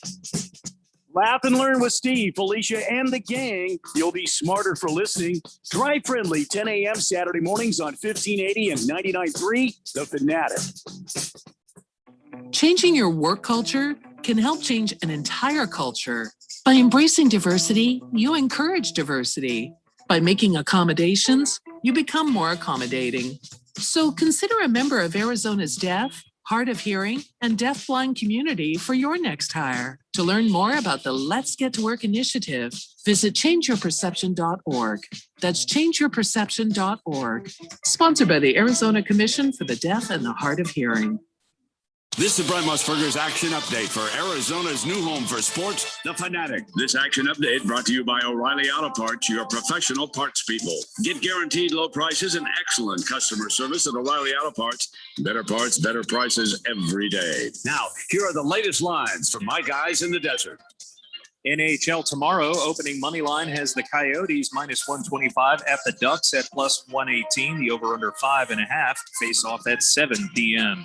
The Valero Texas Open underway today. Jordan Spieth, the odds-on favorite at plus 1,200. Tony Finau at plus 1,300. Scotty Scheffler at plus 1,500. Hideki Matsuyama plus 1,800. And Abe Answer at plus 1,900.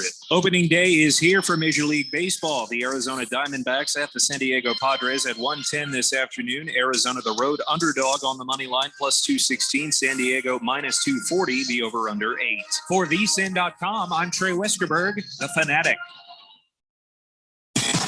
Jacobs and Haley, 6 to 10 weekday mornings. On 1580 and 99.3 The Fanatic and at 1580thefanatic.com.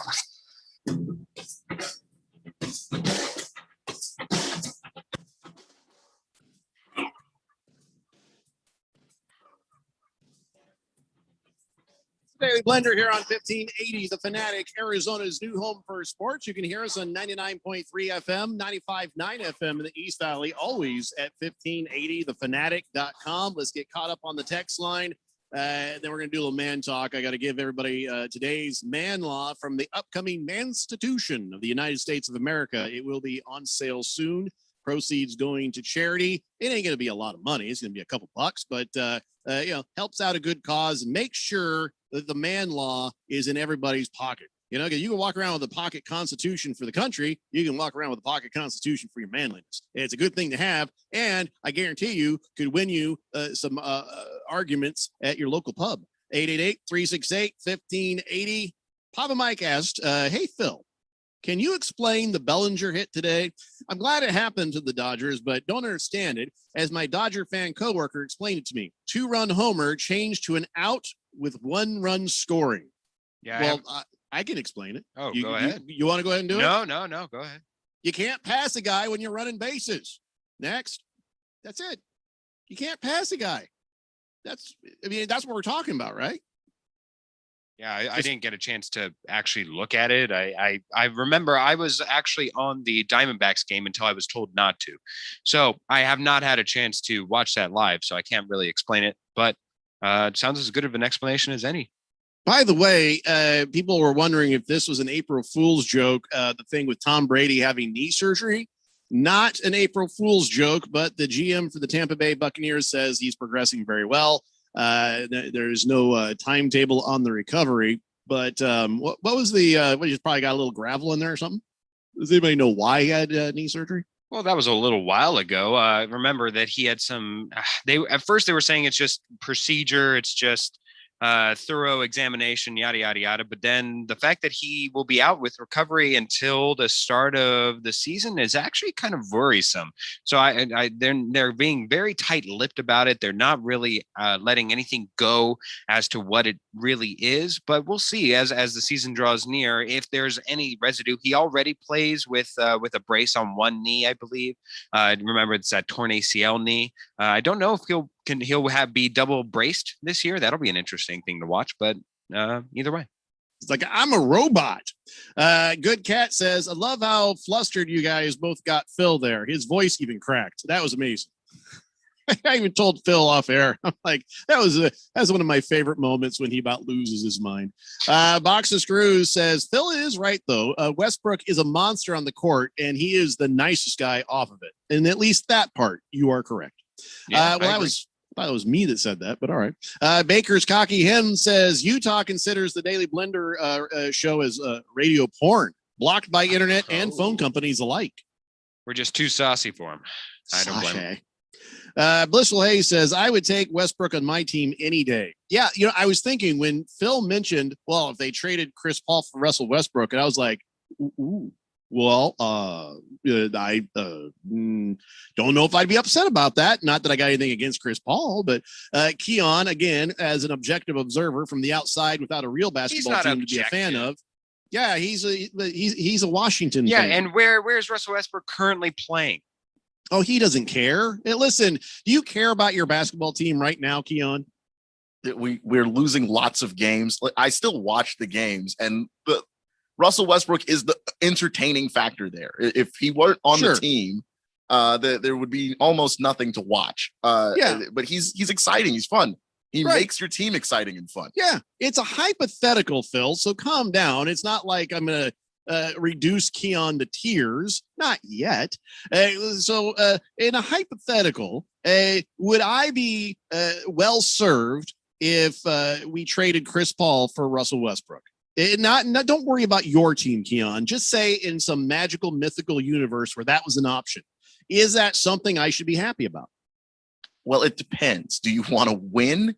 Because winning, Chris Paul is your best path to winning. If you want to have a more entertaining team, and Russell Westbrook's got an edge, he gives everybody else that edge. That's what's happening to the young guys on the Wizards, are just all playing angry now because that's how he plays. If you want that for Phoenix, that'd be nice to see Devin Booker play with an edge, with some real anger. You'd be all right having Russell Westbrook. I don't need old Booker playing with anger. I need DeAndre Ayton to play with some anger. Wouldn't that he be might nice? get to him too. But in that case, no, we'll just go ahead and keep the Chris Paul. But yeah, Russell Westbrook, he is a great player. And you'd be lucky to have him on your team. Happy Lefty says, don't worry, Warrior fans. Rumor came from Windhorst, and he doesn't have the best track record when it comes to rumors like that. I think Curry won enough early on in his career that he trusts the organization to try to build for championships. I think he's going to be a Warrior for life. But hey, maybe the last 2 seasons of his career he won't be. But, for now, he's staying put. Just the Tip says, I understand you're not doing April Fool's jokes, but my favorite media-driven April Fool's joke was maybe 25 years ago when the New Times spoofed everyone with an article highlighting a concert to be given by Bruce Springsteen at Canyon Lake. I don't remember that. So what you're saying is the New Times did like an ad saying, hey, free Bruce Springsteen concert at Canyon Lake, and everybody went and there was nothing there. That if that's what it was, that's hilarious. Fed Fan says Tom Brady is surgically becoming the $6 million man. You know what? It's not like he's the first quarterback to have surgeries and stuff. Look at his age, and I'm not going to worry about Tom Brady. The worry will be when will he step back onto a field, not will he come back and be good or not. He'll be fine. I mean, unless it's just one of those things where it's just too painful to do that little quarterback hoppity hop thing they do. I think he'll be fine. I don't think we need to start worrying about that. And even if he's not, you know what? He's going to be like, well, we gave it a shot. I got 7 rings, bitches. I'm out. And he's still the winningest quarterback ever. Cougs says, hey, Coug is fine. I moved here a few years ago. Like I said, I enjoy the show, but that Healy guy in the morning is king. He's hilarious. Oh, wow. Okay. Who the hell's Healy? Jacobs and Healy. Oh, that's Helly.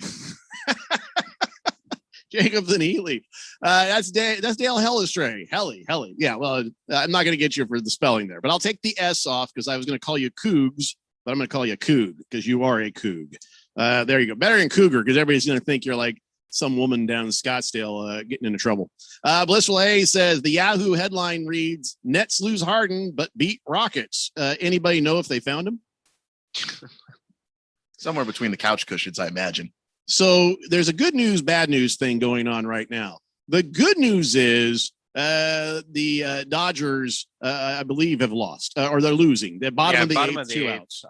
8-5. Yeah, 8-5. So that's great. Thank you, Phil. But now the other part of this whole thing isn't seemingly working because the Padres are up 8-7 over the Diamondbacks in the bottom of the eighth with 1 out. So, keep hope alive, I guess. All right. So to distract me from that turn of events, it is time now, ladies and gentlemen, for your daily man law. These are all man laws that will be in the upcoming Manstitution of the United States of America, Pocket Edition. And, we're going to sell these things and have the proceeds go to charity. We'll let you know when that's ready. But here's today. It's from Article 5, Social Situations, Section 17. Yes, that means there's an awful lot of social situation man laws in the Manstitution. Section 17, if a man stumbles upon other guys watching a sporting event, he may ask the score of the game in progress, but he may not ask who's playing.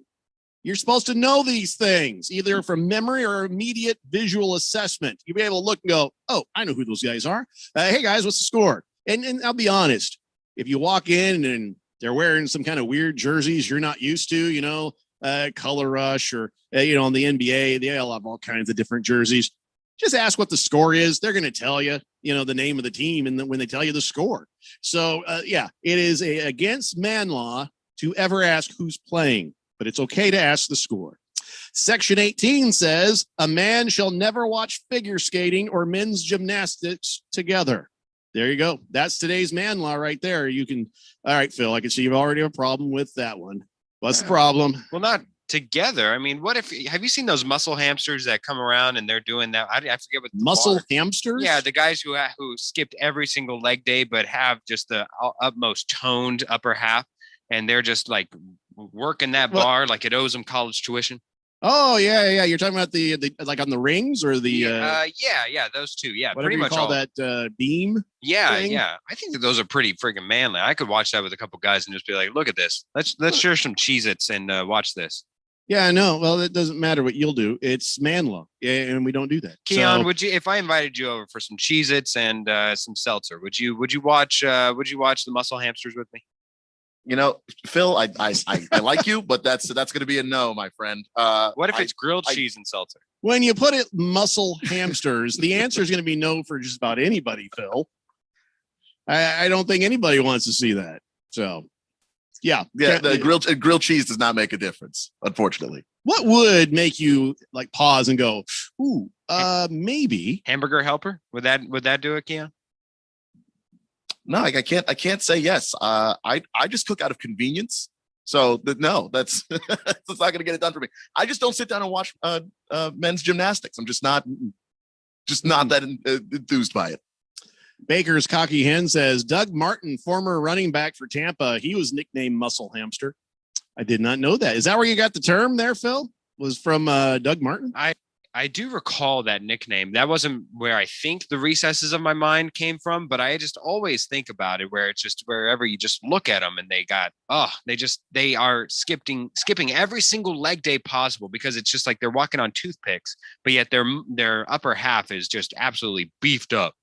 Yeah, I wouldn't know these things because I don't watch. Circumcised Mosquito says, Phil really watching muscle hamsters while eating cheese and wearing a Speedo? No man would ever want to do that with you. Not even the best of grilled cheese. By the way, I have a little information for all us men.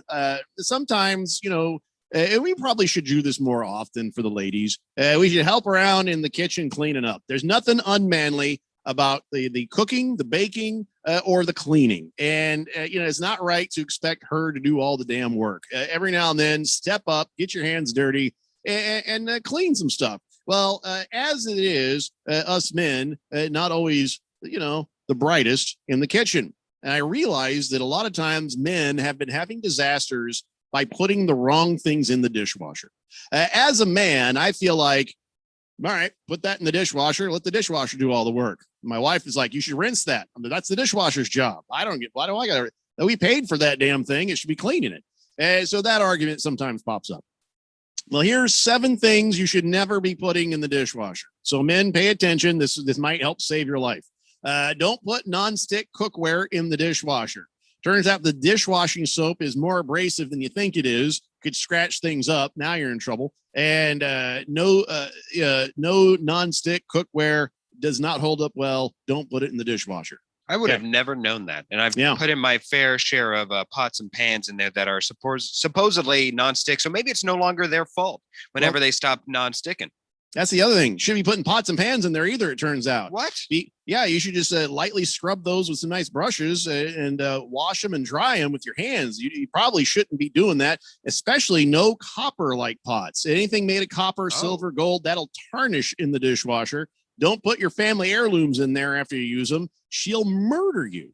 Don't put aluminum cookware in there. Even one dishwasher cycle can oxidize the metal and make them go from shiny to dull. And stainless steel pans, they're usually okay, stainless steel. But even then, it don't clean out all those, the bottom Divots parts and of the nooks and pan. crannies, yeah. Right. So it's always best to hand wash those. Well, then what are you forgetting? So what? Just plates and glasses. And glasses? Yeah. Yeah, for all the plates and glasses that I use. Wow, that's what a waste. Your life is not my problem. All the hardest stuff to actually clean, you can't just throw in the dishwasher. No, you can't expect miracles out of that little box, okay? Also, don't put anything in there made of wood. Wood can warp and crack because, that the dishwasher dryer comes on and it'll ruin stuff. Cutting boards, if you got a wood cutting board, don't put it in there. Jeffrey, I've actually learned that from experience. Jeffrey, are your kids around my age? I have a child around your age. Okay, so did you ever happen to watch the Teletubbies? No. Catch a second of it? No, we were both freaked out by it. Yeah, it's a little freaky, but they had this one vacuum cleaner that also served as a dishwasher. I think that's what we need because it was a mobile thing, a sentient being, and it went around. Just hand it to the Teletubbies. Yeah, just hand it That'd to be great. Yeah. Hey, listen, I've thought maybe the best way to wash dishes is take them out in the backyard, put them in the lawn, and just hose them down. Turns out I was wrong about that too. So just listen and learn, okay? Cast iron skillets. Don't do that. Why? It ruins the seasoning. If you're using cast iron skillets, you should know what seasoning is. And that is the quickest way to ruin that. You've worked hard to make those pans taste right. And you just clean them with hot water. You're fine. Seasoning. If you don't know, then I can't help you. Look it up. You should season your grill. Keon and doesn't know what season that your means either. Cast iron skillets. I have no clue. Oh my God. I'm literally snowflakes. typing it right now. I'm trying to figure it out. But seasoning a grill or seasoning a pan, and you will get an education. That just sounds unhealthy. It's not unhealthy. Sounds People have dirty. been doing it for thousands of years. All right, some plastic items you shouldn't put in the damn dishwasher. Always look for the words dishwasher safe. This is not on the thing. It's not etched into it. You don't see a label. You just wash it by hand. Don't risk it because there's nothing worse than the smell of melting plastic coming out of the kitchen than your girl gives you a look like, you idiot. And then here's the other thing. As a man, you should know this. You never put a sharp knife in the dishwasher because the detergent dulls them over time. And the heat can loosen the handles on those things. The good knives. I'm not talking about your butter knife. I'm talking about a steak knife. If you got some good cutlery, do not put those in the dishwasher. Hand wash them. What is the point of a dishwasher then? Jeez Louise. Plates, utensils, cups, bowls, stuff like that. I use plastic. So, hey, listen, I didn't make the rules. I just helped you guys not get in trouble with your significant others there in the kitchen. Horgon says, Jeffrey, your partners are kitchen illiterate. Yeah, well, they're young. Circumcised mosquitoes. Horgon should know. He does offer he's the author of a cookbook. Shut up, Phil. Circumcised Mosquito says, damn, Jeffrey, what the hell can you put in the dishwasher? You've covered pretty much everything you can't. Yeah, I just told you the basics. That's all the dishwasher was supposed to be there for. The basics. I wish it was otherwise. And I'm sure the really more expensive dishwashers, you can get away with some more, but let's be honest, sometimes you got to put some work into the housework. All right, we got to take a break. When we come back, let's talk about some NFL stuff. We've gone too long without talking about some football. It's the Daily Blender here on 1580, The Fanatic. If you want to work for a small business and you thought radio advertising was too expensive, listen up. Bruce Jacobs here, and the Fanatic has a fantastic offer to get the word out that your business is open. You'll get a customized advertising campaign, letting our loyal listeners know that you are ready to serve. It's affordable, costing only hundreds where all the other radio stations charge thousands. So don't wait. This opportunity won't last forever. The Open for Business package is now available. Go to 1580thefanatic.com, find out all the details, and get your small business kicking ass again. Hi, I'm Steve. And I'm Felicia. We're the hosts of the show, Drive Friendly. With Steve's 40 years of experience, you're going to get the real insider information about the automotive industry. And I'll be interviewing local celebrities and experts so you can be informed and live your very best life.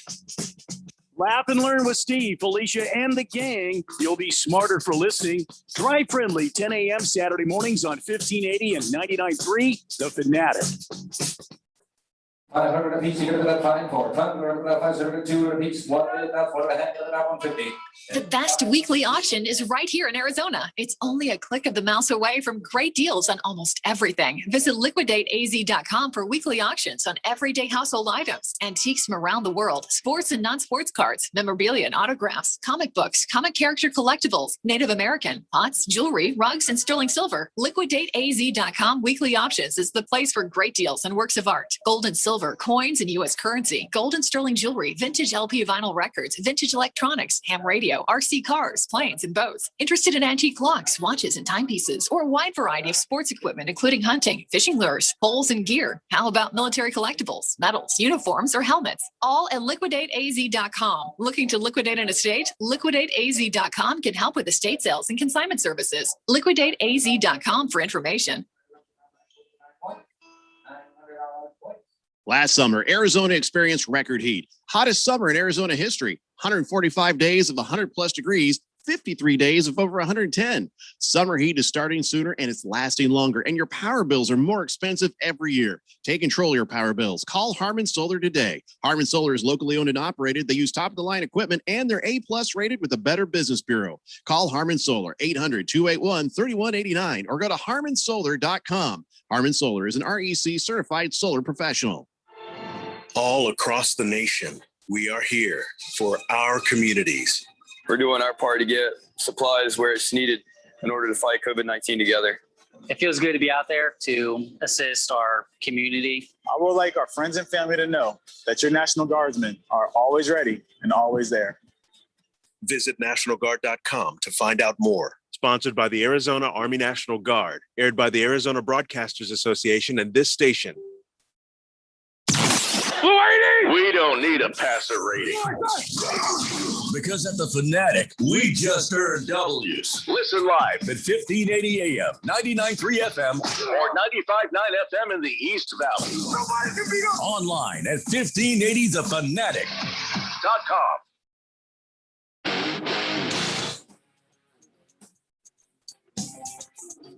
Today, Blender here on 1580, The Fanatic, Arizona's new home for sports. And Saturday, you got your March Madness continuing, the Final Four, whittling down to your national championship game on Monday.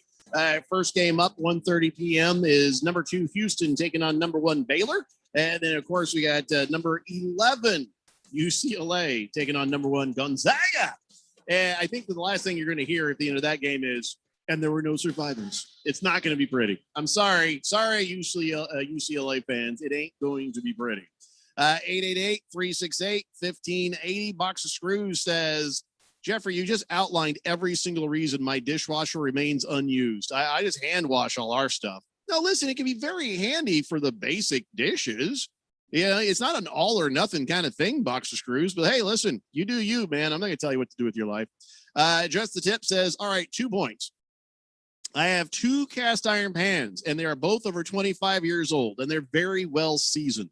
Outside of an air fryer, those are my favorite way to cook. Also, for 22 years of marriage and 10 years of living with my girlfriend, I've done all the food shopping, all the cooking. My sons wash the dishes by hand, and that is the best way to wash dishes. And by the way, Phil, do you wash your Speedos in the dishwasher? You know what? Only every other use, because since you're already in the pool, it's already chlorinated, yada, yada, yada. That's gross. Yeah, there's no seasoning in those Speedos. Kiss the Cook says, role reversal. Need to give that list to my wife. I'm constantly arguing with her about the exact things, especially when it came to my $500 knife.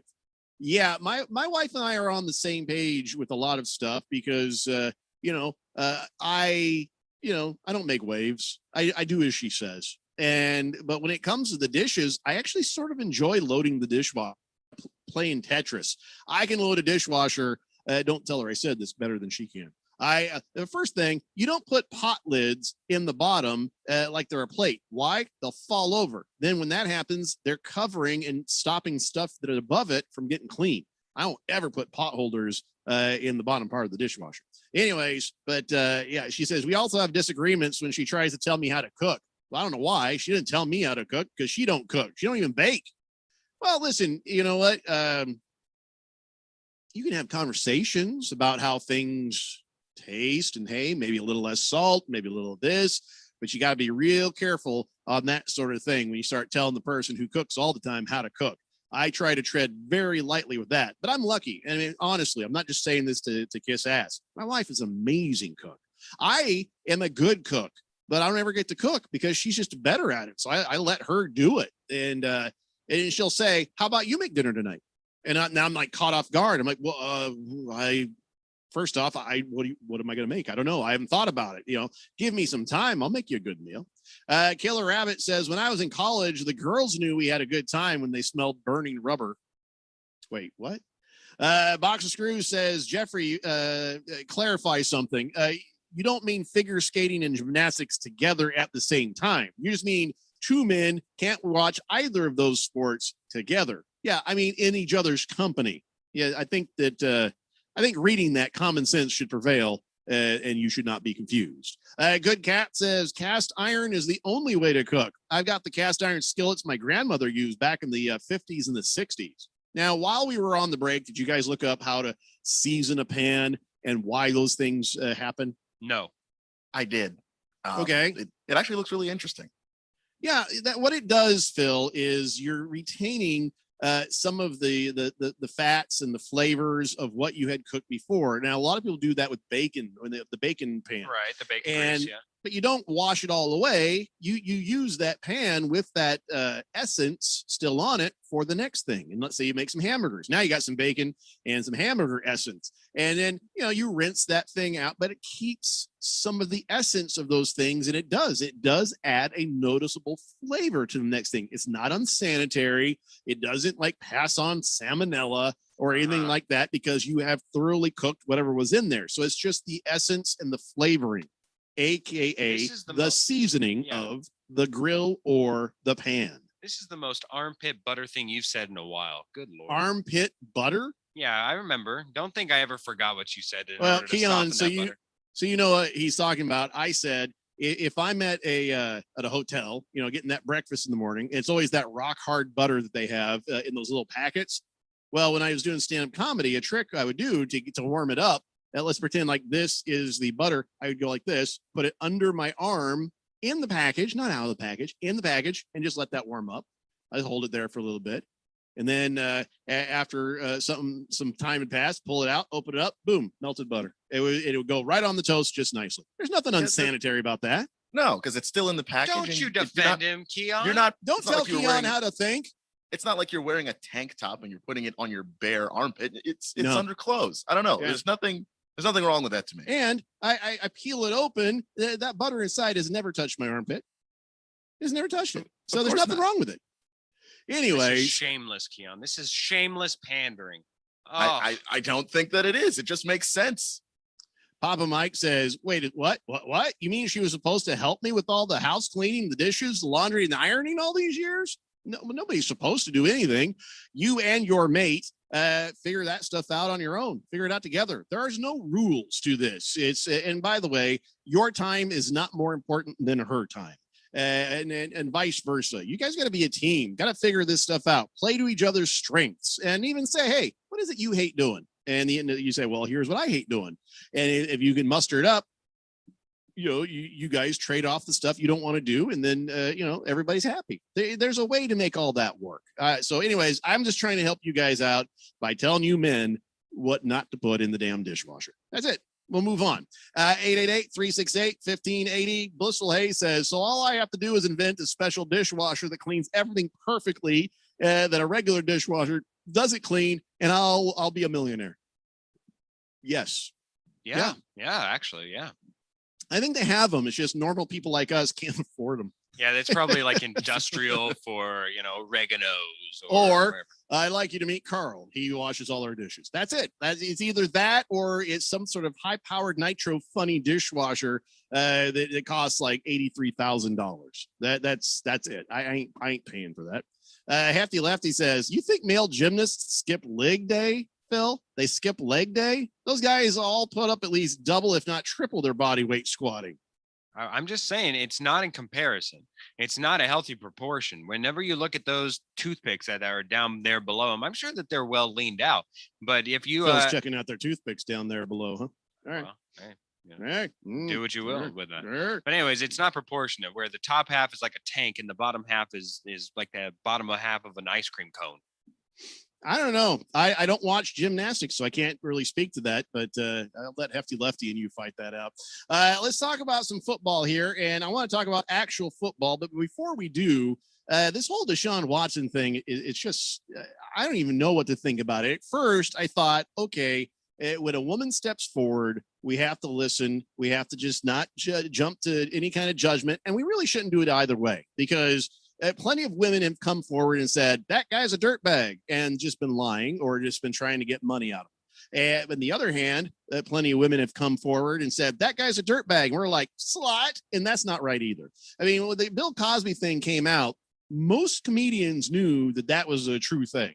But a lot of the general public thought, there's no way. Bill Cosby, come on. Well, now we know better, don't we? So here we are with Deshaun Watson, and now we're up to 21 lawsuits and maybe more. I don't know.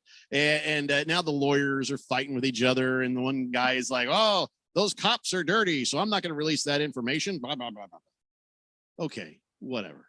But now here's the thing.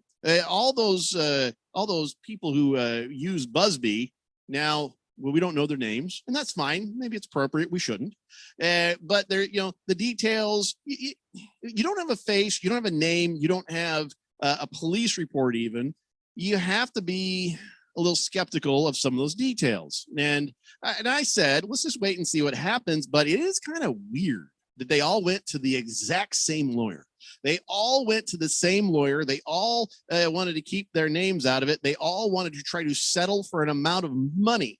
And rather than go direct, they don't need a lawyer to go directly to the police station and swear out a report. And I'm like, okay, still not going to judge. It just seems fishy, but let's just see what happens next. Well, then another lady came out that she did not use Busby as a lawyer. She got her own lawyer, and she came out with some scathing accounts of being a massage therapist for Deshaun Watson. And now 18 massage therapists have come forward to say the opposite, that he was a super good guy and everything was positive and everything was great. And one of the things that occurs to me is, holy crap, how many people have massaged this guy? Oh, it's definitely dangerous behavior. Whenever you're looking into these lawsuits, he very vehemently, you can tell, is very much into going to a new city, finding a new woman or new person, I should say, new person to act as a massage therapist for him at the time and at the place. It's very, how do I put this? It's very risky behavior, if nothing else. You're assuming that this is all true. Maybe this is athlete behavior, going and getting himself, if you're loosened up and done. If you're making that type of money, Jeffrey, you're the face of a franchise. You should have your own guy on staff or something? Yes, there are other Hall of Famers fair. Yeah, there are other Hall of Famers who have gone about and said that they either have personal trainers, personal masseuses, or people that act as both, that they have on quote unquote staff. So it's just so that way, because of these things, you need to be wary of these types of things, especially if you're a quarterback and all the premise will be on Deshaun Watson, not Deshaun Watson is falsely accused. So what you're saying is these 18 other massage therapists have said, no, he was fine with me. And these 21 over here who said, no, he was a beast. So now you got 39 massage therapists. There's 39 And you think, okay, well, maybe he was sort of feeling out the waters, didn't feel like he could come on to those 18 who said he was a nice guy. But for some reason, these 21, he could. No. That's not what I'm saying. What I'm saying is the fact that there are 39 cases and possibly more. Well, there's 21 cases, but 18 people saying he was absolutely okay. I know, but I'm saying the pure quantity amount showcases that he should have always. If you're going to be at the head of the table here and at the CEO of a franchise, for all intents and purposes, you're the face of in the forward mention of whenever people think of the Seahawks, they think of Russell Wilson. Whenever they thought of the Patriots, they thought of Tom Brady. And now the Tampa Bay Buccaneers, they're thinking of Tom Brady. Whenever you are the face of a franchise like that, you just need to be far more weary and aware of yourself and your self-image and putting yourself in positions. Unless you're absolutely 100% innocent and somebody's coming after you, or unless you're an absolute dirtbag and this is how you get your rocks off. I don't know what to believe, and I'm waiting for the real facts before I make any decision, but Raina, one of the massage therapists who voiced the support, said, listen, there's a professional way to deal with this. If a therapist feels uncomfortable at any time during the session, she has the ability to end the session and file a complaint with the Texas Department of Licensing and Regulation. You don't get a lawyer and file a lawsuit and go to the news media. You file a complaint immediately. So that was another massage therapist saying, a lot of this doesn't smell right. So I don't know the truth. And I'm not going to victim shame. And, I'm not going to also say that, well, Deshaun Watson is absolutely guilty. I just don't know. We're going to have to see what happens. More NFL after this on the Daily Blender on 1580, The Fanatic. Everybody, Mark Asher, back to tell you about my friends at Valley Medical Weight Loss. I love this company. I've used them. I have friends that have used them. A ton of weight has been lost in a quick amount of time, and the right way. That's the important part. Look, they have 3 Valley locations, Tempe, Glendale, and Phoenix. So one is close to you, and they've been doing this for well over a decade. And right now, you can get your first week, $31.95, absolutely free. Just mention Money Radio or mention The Fanatic, and it is on them. 602-441-3305 or valleymedicalweightloss.com. What do you want a da-da-da? What do y'all want a da-da-da? I have no idea what a da-da-da. We could switch to Progressive da. Oh, yeah? We could switch to Progressive and sa. We could sa enough to buy some za. Oh, yeah. Let's switch to Progressive to da and get some za with the money we saw. Yeah. Now we know we're gonna da-da-da. These days, nothing is normal and everything is weird. But you could still save big when you switch to Progressive. It might just be the most normal thing you da-da-da. Quote to da at Progressive.com. Progressive Casualty Insurance Company and affiliates. Chances are the technology you work with every day is an afterthought. Until it isn't working. Technical problems can throw a wrench in your day, but computer security issues can expose you and your customers to serious risk. Affinity Technology builds custom IT solutions that help small businesses thrive. No system is too complicated. If it plugs in, we work with it. Affinity Technology runs Arizona businesses. Contact us today at atechaz.com. That's atechaz.com. Affinity Technology. Coins and precious metals never sounded so good. Save for your future during a time of uncertain economy. Across the globe, 2 of the most heavily traded and most popular commodities for investments are gold and silver. Arbitrage opportunities exist in precious metals trading, and First National Bullion in Scottsdale can help with all the answers on today's gold and silver markets and the investment opportunities, including information on precious metals arbitrage trading. Call First National Bullion at 480-923-9899, 480-923-9899, online at firstingold.com, spelled out FIRSTINGOLD.com, firstingold.com. First National Bullion, 480-923-9899.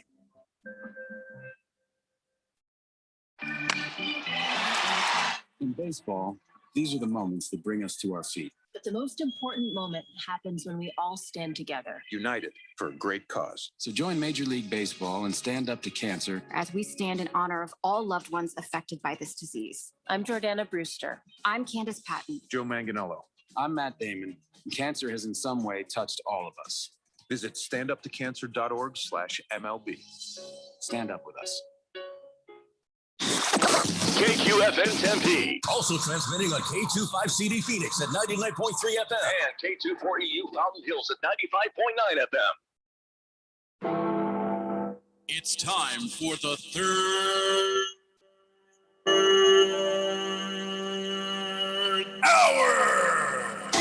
All right, people, settle down because it's time. Time for what? Showtime. When does it start? Right now. 3, 2, 1. Let's get on with the show. Let's do it.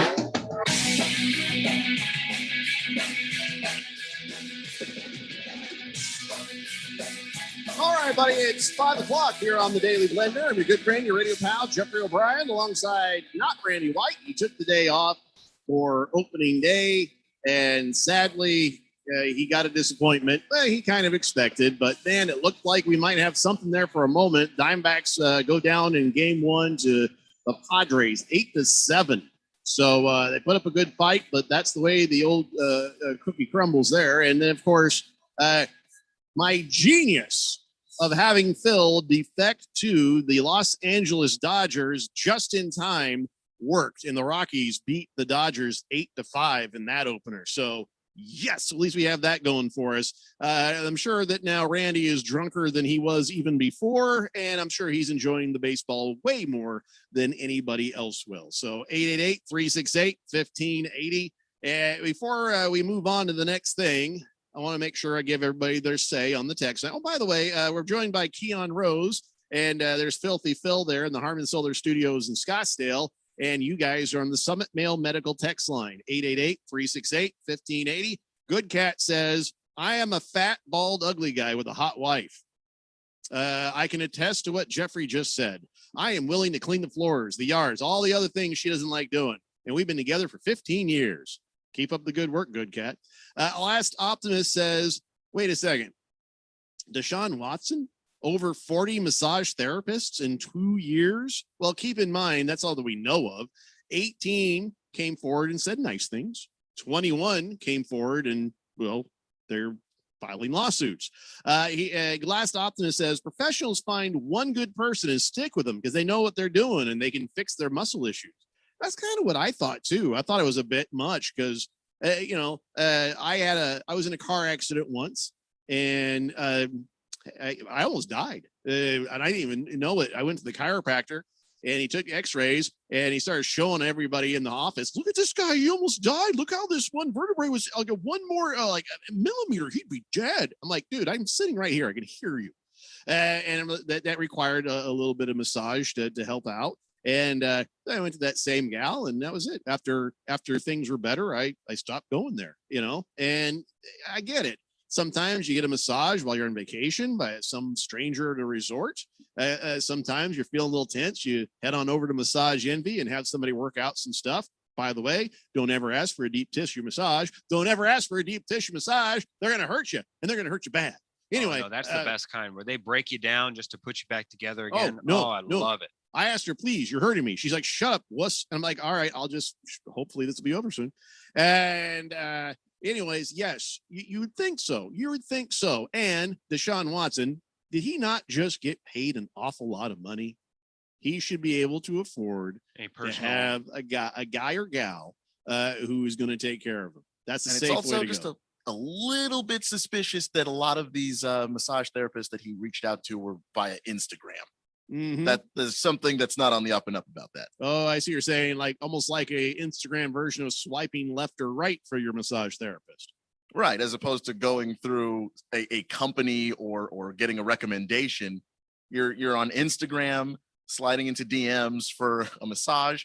Just doesn't sound right. I'm not making a judgment. I'm just saying. I wish and I hope that this is not what it is looking like it is, but man, kind of hard not to wonder. At first, I wondered about the suspiciousness of this dirtbag lawyer and all these claims. I don't know what to think. I'm really still hoping that Deshaun Watson turns out to not be a dirtbag. Prison Wallet says, it boggles my mind how Phil believes that professional athletes with money are all somehow extremely intelligent and, like not to drink and drive, or they're smart enough to get their own personal staff or get around people they can trust. Not all of them are smart like that. No, I'm not saying that they need to be smart. I'm saying that they need to have a self-awareness. There is a difference. And what you previously associated Deshaun Watson with is that he was very aware and he had a a sterling reputation and sterling brand, even more so. Yeah. And so if I'm looking towards a quarterback, even if let's go to the utmost positive, I suppose, for in Deshaun's case, even if he is completely innocent, did not do anything, he nothing happened there.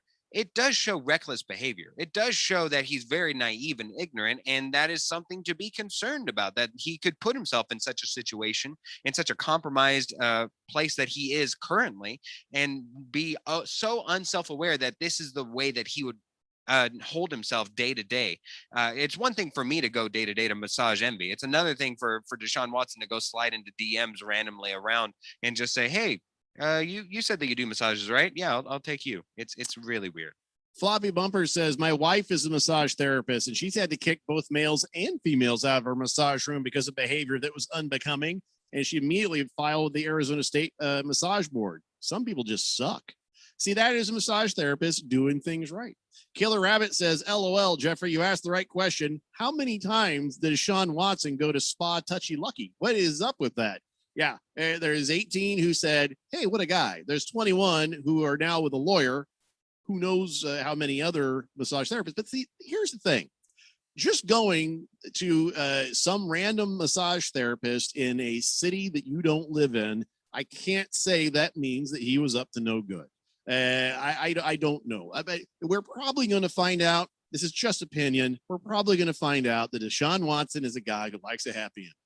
And he's not going out there meaning to sexually assault people. He just doesn't get how the whole thing works. So he'll allude to it. He'll ask for it. And then, he gets it or he doesn't get it. But from some of the claims, it transcended just the, hey, I'm kind of hoping this turns into something, to actual sexual assault. And even the first part, what I just said, that's still pretty bad. But yeah, I don't know. I think that is maybe where we're headed. But then again, who knows? This could be a big conspiracy theory because he didn't want to, play for the Texans, and certain people being down the street neighbors from certain lawyers. I don't know. That's why this one is so hard to put a finger on, because of all the weirdnesses involved with it. So I don't know. We probably should shut the hell up, sit back, and just wait till somebody lets us know what the real truth is. Yeah, I think any other thing than just letting both sides have their day in court is something of rampant speculation and a bunch of he said versus she said.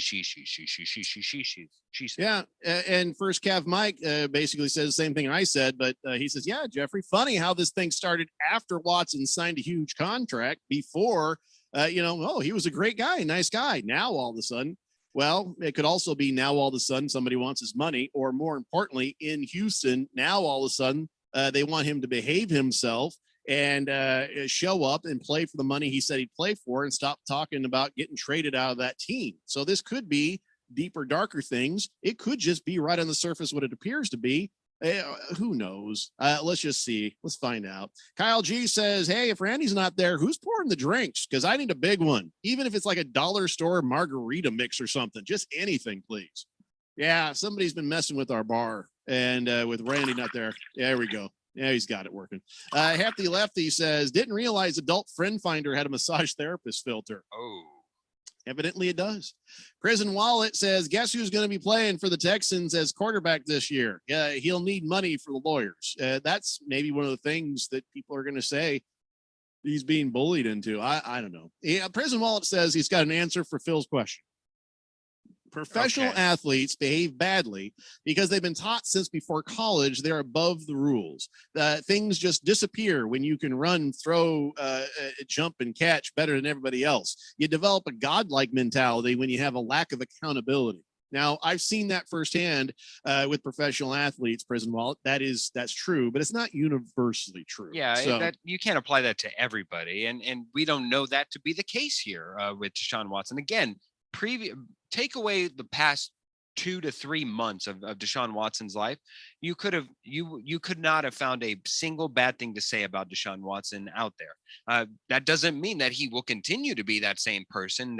We've certainly seen farther fall from graces, a la Tiger Woods, amongst others. So it's not completely out of the realm of possibility. It's just one of those things that where you have that previous standing that we've all seen him carry and take so much tedious care to uphold that it's really confusing. Yes. Or maybe it's all true, and it was just Deshaun Watson's way of letting Bob Kraft know he wants to play for the Patriots. Oh, geez. I'm just saying, brother from another mother kind of thing. I don't know. Floppy Bumper says, yeah, to be honest, with that kind of money, Deshaun Watson could have just flown out to Nevada, gone to one of those rub and tug places. Well, you could say the same thing about Bob Kraft. I don't know what goes through these guys' minds because that's not the kind of thing that would ever go through my mind. So who knows? Not everybody knows how to achieve those connections and to do those things. How do you want to word this, Jeffrey? Well, listen, if I suddenly decided I'd like to go get a massage with a happy ending, I have no idea who I would talk to about it. I have no idea who I would call. I have no idea how to navigate those waters because it's just never been one of those things that I've ever felt like I needed to do or wanted. But, so if I don't know, well, you have to assume Bob Kraft doesn't automatically know and Deshaun Watson doesn't automatically know. And they found their own ways in those things. Oh, by the way, they happen to be illegal. Baker's Cocky Hem says all the therapists would agree it was definitely okay. I'm not going to go there. Watermelon says there's a very important question we do need to ask. Is he going to reputable places or is it these 24-hour massage parlor type places? Oh, it's pretty much what Keon alluded to earlier, where he's sliding the DMs on Instagram. And just because they're a massage therapist who's on Instagram, though, Phil, doesn't mean they're not reputable. And I wouldn't say that it isn't, but I'm just saying whenever you're talking about massage envy or somewhere corporate or wherever other places, I'm sure that there are even apps that allow you to do this. He's going beyond that and going for a much more personal touch, which is again another noteworthy thing to have it said in all this. Floppy Bumper says, I have a friend who just told me, that told me massage parlors that offer happy endings are the ones in seedy strip malls with Christmas lights hanging in the front window. So that's the cue. If you see Christmas lights still in the front window. I did not think that was the cue. I'm a person who actually really enjoys massages. I know, let all the jokes fly. I really enjoy it. Before the pandemic, I had one about once every 2 weeks. That's what I needed. That's what I need. What everybody does. As a single man, that works out all right. Yeah, not something you're doing in a relationship. Really? Oh yeah, unless it's a couples thing. Well, I was gonna say, yeah. Whenever I happen in a relationship, usually I brought along. Okay. Either way, then that just shows you're not up to no good or whatever. Yeah. But either way, what I was saying is that I've been pretty. I mean, again, it's kind of what you've alluded to, Jeffrey. Since I'm not looking for that, I don't necessarily know what to quote unquote look for that specificity in whatever lane you're looking for there. But I've been pretty much around the block outside of DMing people. I've never done that, but I've pretty much gone into everything as long as it meets a certain price range. I'm there. Hey, Keon, how do you get your happy endings? By watching happy movies. That's I just want to see how he'd react to that. Hamilton Porter says, I bet you Bad Grandpa knows where to get them. Hell, that might have been what killed Bad Grandpa. We haven't heard from him in, I think, in a year or so. Yeah. Let's see. Prison Wallet says, I most certainly do not think it applies to every athlete. I can point out just as many good, if not more professional athletes doing well in their professional lives and for their communities. But, well, the a-holes get the publicity. Yeah, because look at Larry Fitzgerald. Is he somebody that you could see being caught up in any of this stuff? I mean, and not to tarnish his good name at all. It's just more so whenever you're looking at athletes, it's very dangerous to paint any section of society with a broad brush. Every situation is unique. Yeah, and I do agree with Phil that up until recently, you wouldn't have thought of Deshaun Watson that way. In fact, he was known for his character and being a guy in the community that gave back. And both of those things can be true. He can both be a creep, if that's what it turns out to be, and be a guy that gives back to the community. So it's not a one brush you can even paint one person with. And it's not an excuse, but sometimes you can also end up being an accidental creep, not realizing that is not the right way of going about something. You find yourself in a situation, or maybe somebody has told you, oh, here's what you do. And you're like, really? Okay. And then you find yourself in that, weirdnesses. So I'm not making excuses. I'm not saying that's what it is. I'm not victim shaming. I'm just saying everybody has their own story. Let's just wait, find out what it really is. Yeah. Who among us doesn't have the creepy old grandpa who calls everybody sweetie or buttercup or whatever it is, and they're pinch your cheeks? That's so buttercup creepy. It can be made creepy. What's up, buttercup? That's just, but I've heard worse than buttercup. It's the Boogie Boogie says, Jeffrey, all you need to do is go to Moist One's house if you want a massage with a happy ending. Oh, sorry, I've heard. Yeah, I can't even read what Moist One just texted me about. He says, the whole Deshaun thing scares me. That's why I book with a male masseuse, because they always give a happy ending. Yeah, well, okay. Blissful Hayes says, Jeffrey, a friend of mine said, drive down Curry Road in South Scottsdale, and there is where you'll. I don't really want to know. My point was, I don't know. I don't need to know. He's not the kind of person who actually has that desire. So you just end up knowing. Nobody was asking for steps. I was making a point. I was not asking for directions, you goobs. Baker's Cocky Hen says, I worked at a big pizza chain next to a massage place. Cops bust them like every month. Glendale Runner says, if they sell massages at 15, 30, or 60-minute increments, it's a red flag of a rub and tug. Cabana says, therapist spelled out is the rapist. Yes, we've seen that on the Saturday Night Live. Thank you for that, Cabana. 888-368-1580. All right, let's stop talking about the seedy world of degenerates and illegal activity. Let's talk about Tiger Woods. All right, so here's the thing I don't understand. The investigators now know what caused his car crash, but he's too damn famous for us to be told what it was. Yeah.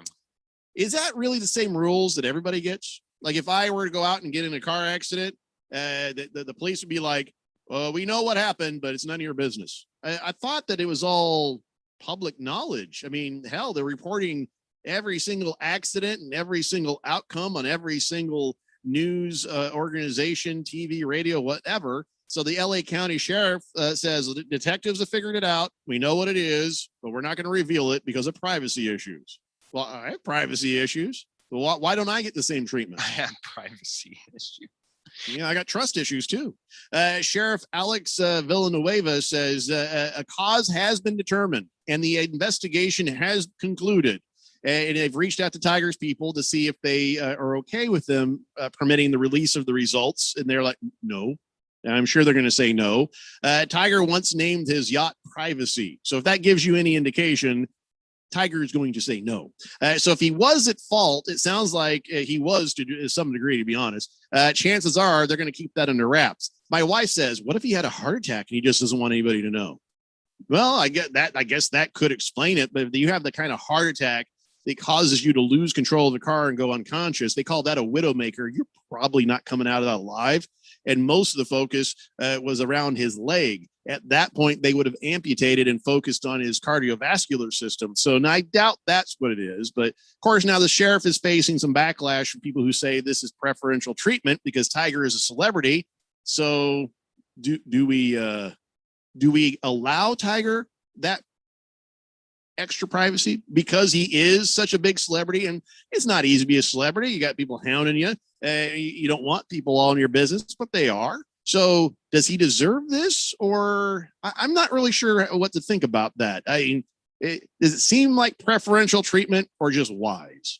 It is preferential treatment. It could be both. It is preferential treatment. But if you know that someone whose life involves paparazzi and people digging through their trash for any particular angle onto what their business is, you might be more inclined to keep that to yourself. I don't know why you would then put it out that we know, but we're not going to say it. You could just not say it, and then it wouldn't even be a line of thought that we were having right now. I wonder if the girl whose head was in his lap just ran off into the woods. Jeez. She was taking a nap. Cabana says Tiger had hit a bee and it landed in his lap, or maybe he fell asleep at the wheel. Floppy Bumper says, no, he dropped his phone. He was texting and driving.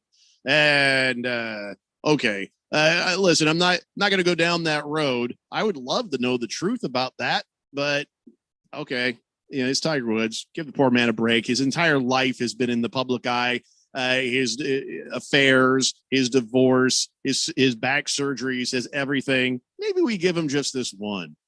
I don't mind that. What I do mind is preferential treatment for celebrities where us regular folks don't get the same consideration. Well, that kind of bugs me. Isn't this inferred though that there is nothing criminal? So therefore, if it's nothing criminal, if it's Failure to control your vehicle is a citable offense, and at the which level it could turn criminal. Right. But I'm saying that since they have decided not to, and we haven't heard of any criminal charges being brought up against him, doesn't that mean, and can't we safely assume that then there's nothing? If it was, I don't know, a glare of the windshield, if it was something completely innocent and naive, and he just had to go like I freaking am right now, where I just cross. Well, why don't you just close the damn blinds, Phil? Because I'm Tiger freaking Woods. That's why. Tiger had sunglasses on. It wasn't the sun in his eye that caused him to accelerate into the tree. But what I'm saying is, unless you're saying that the reason why he ended up, driving off the road entirely is something incredibly stupid and he's just embarrassed. Precisely. So what if it's something like that where it's completely innocent? He thought he saw Phil Mickelson. Son of a bitch! Oh, that wasn't him. Never mind. If it's something like that, but it's not criminal, it's not, I don't know, he's drunk or whatever. I can cast a lot of aspersions. But say that there is something like that, I can understand why they would be forced to bring that forward. But if it's something stupid, like he just had a bad fart and he's like waving it around and lost control. Listen, the rate of speed he was going and the way he veered to the left, he either passed out for whatever reason or he thought he saw Denny's and he was trying desperately to get there. That's the only two things that I think it can be. Case closed. We may never know. Maybe someday we'll know. It's the Daily Blender here on 1580, The Fanatic. If you own or work for a small business and you thought radio advertising was too expensive, listen up. Bruce Jacobs here, and The Fanatic has a fantastic offer to get the word out that your business is open. You'll get a customized advertising campaign, letting our loyal listeners know that you are ready to serve. It's affordable, costing only hundreds where all the other radio stations charge thousands. So don't wait. This opportunity won't last forever. The Open for Business package is now available. Go to 1580thefanatic.com, find out all the details, and get your small business kicking ass again.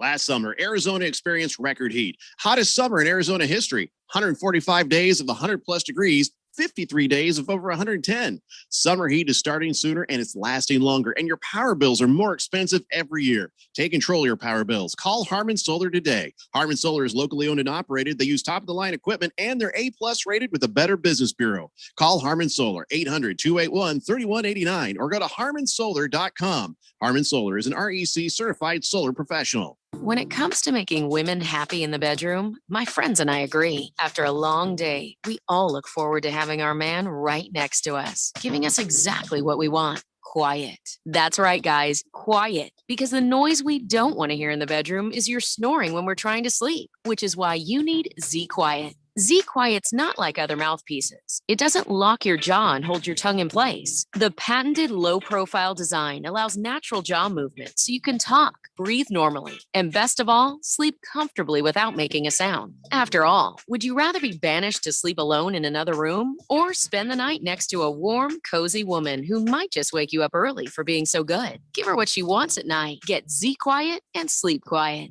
Z-Quiet works for both men and women and is now available on Amazon Prime. Or go to getzquiet.com to try it risk-free for 30 days for just $9.95.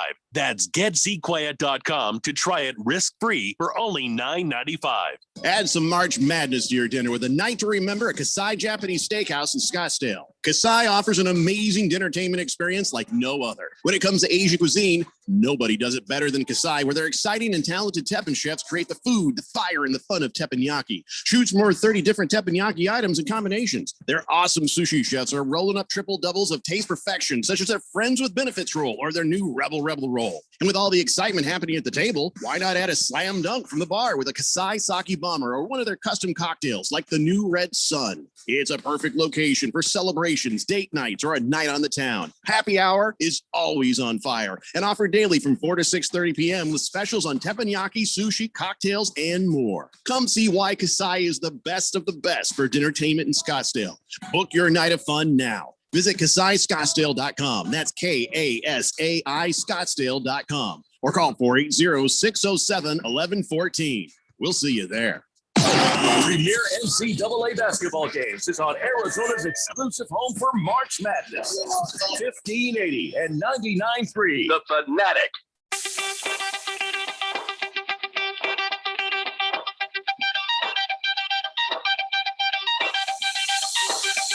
It's the Daily Blender here on 1580, The Fanatic, Arizona's new home for sports. Coming up on Friday at its regular time and in all of its glory, it's the race setup with Randy White and Chief. And I forgot to get a description of, what the show is going to be about, but it's NASCAR, race car drivers. And we could safely assume it stuff. will be about racing in some Yeah. way, shape, and form. So, it's on. So it'll be on Friday at 6 p.m. Then again on Saturday morning at 7 a.m. I'll tell you what, the times I've listened to Randy's show, the race setup, you know what? I learn a lot, and it's a fast moving, fun show. They talk to a lot of people, and it weirds me out because I find myself understanding it.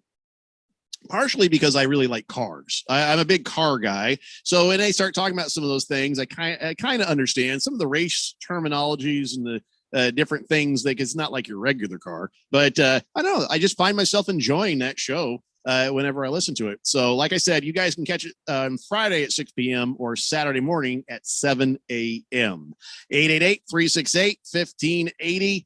Floppy Bumper says, I got to agree with Phil. If they're not filing charges, it was probably nothing nefarious. Okay, Phil, nefarious means it wasn't something bad. It wasn't something evil. Thank you. Yeah. Out of everybody on the show, I'm the one who needs the. Well, I don't know. You keep using these old terminologies from like 1917. So I don't know if is nefarious new. I think they were saying it's nefarious not in new, but it's a longer word. And I just want to make sure you were okay. Yeah. Okay. Horgon says, Phil, okay, I can't read that. Hefty Lefty. Horgon, come on, man. Says, the good old Tony Stewart defense, huh? Yep. Prison Wallet says, what if knowledge of car accidents would violate his HIPAA rights? We all have HIPAA rights. So when they report all these things in the news about the condition of the driver or this or that, we all have HIPAA rights. You think that every time somebody's in an accident, they go to their hospital room and say, can you sign this waiver so we can talk about your accident? No, it's just because he's Tiger Woods. I ain't saying that maybe is not a fair thing. I mean, I know, boo-hoo, it's not easy to be rich and famous, but on the other hand, try it sometime. Yeah, it's not easy try it sometime. Being famous. Well, no, I'm not saying that I have, but you've seen what it does to people. Killer Rabbit says, my Bronco brother is right. Tiger had a bad fart. That's what it was. You got to close your eyes and lean one way just to try to escape that and get it out. Yeah, you ever have one that's so bad that you just got to close one eye because Just roll the windows down. Yeah. That's the solution. I don't know. He's smoke boxing himself. And to be honest, it's just me smiling, just reaching over. No, you got to admit, you've had some nasty ones where I've offended myself. Yeah. Very rarely. And when I do, I'm just like, oh my God, it's like grandpa died or something. Yeah, where you smell the exact smell of evil. No worse fart than a grandpa fart, because it was like a mixture of enchiladas and cigarette smoke and just, oh, wow. Nah, I can't believe he's still with us. All right, so let's move on. Let's talk about some NFL stuff here. One of the things that really popped up on the old radar today was J.C. Treader saying this. He says, listen, the COVID season, the 2020 season, that pretty much showed us that in-person off-season work is unnecessary. He says, listen, we had an extremely successful competitive season. And, there were none of those OTAs. A lot of stuff was here. Just show us on a video that you're working out and you're taking care of yourself, doing what you're supposed to, even though Gronk cheated and just it worked out for one day in different shirts and just kept sending him the videos, be a wise ass. But in general, he's right. Not having all those OTAs and all those practices, all those meetings, all those, they did some Zoom meetings. They kept everybody up to date with playbooks, but really, a lot of that stuff is unnecessary now. And we see a lot of guys getting hurt in practices and we're like, oh God, that's a hard one to take. You don't want to ever see a guy get hurt in practice, because then it was like, you just got hurt for nothing. And maybe you're going to get a higher performance and, maybe everything will be just fine. If you reduce some of those practices, you'll end up with more healthy people at the start of the season. So I'm wondering if this is something we might find ourselves going to in the future, because I have not understood why the teams are such hard asses about OTAs and hard asses about training camp starts Everybody needs to be there when everybody needs to be there. So everybody knows their role. Everybody knows the script. Everybody knows, you got to practice together. That, yes, absolutely. You got to do. But a lot of that stuff early on, doesn't that seem a little bit nonsense? It is a little bit unnecessary, but coaches are like that. That if you give them more time to drill and to do practices of any variety, they're going to do it. That's just the way that they're wired. They look at it and go, more practice can't be bad. For years, they tried to convince us that the preseason was a great idea. And we didn't have it last year. And we didn't really need that either. Well, look, I think in injuries and form of all that, I don't think that it was exactly a determination. We did see a lesson of preseason injuries because of that. I think that's probably all that we can align with it. Where I think we most saw the effect, though, no preseason means no preseason. I injuries. know. So that's why I'm saying that's where we probably mostly saw it. But I think the number one facet of the game that we did see a tangible difference. If you remember and you recall, the first 5 to 6 weeks of the NFL season, there was a lot of offense. There was a lot of points, and it was historical. Now, eventually, we averaged back to the mean, and there were some 17 to 24 games. I believe there were like some 7 to 10s, maybe even a few ties here and there. But offense was off the chain across the board. If you remember the Seahawks, the Cowboys. Why is that bad? I'm not saying it's bad, but I'm saying it tangibly affects the defense far more because they're having to coordinate more so than the offense. The offense, it can disintegrate and you're still there. It probably hurts the offensive line play a little bit, but outside of that, it's going to be fine. It's the defense who needs that coordination, who needs that together coordination that offseason in order to get and become respectable as per what they do in the normal season. I don't think Shredder is looking for the NFL to abolish all OTAs and all those things. I think they're just looking to relax some of the requirements that are on a lot of people and realize that it does.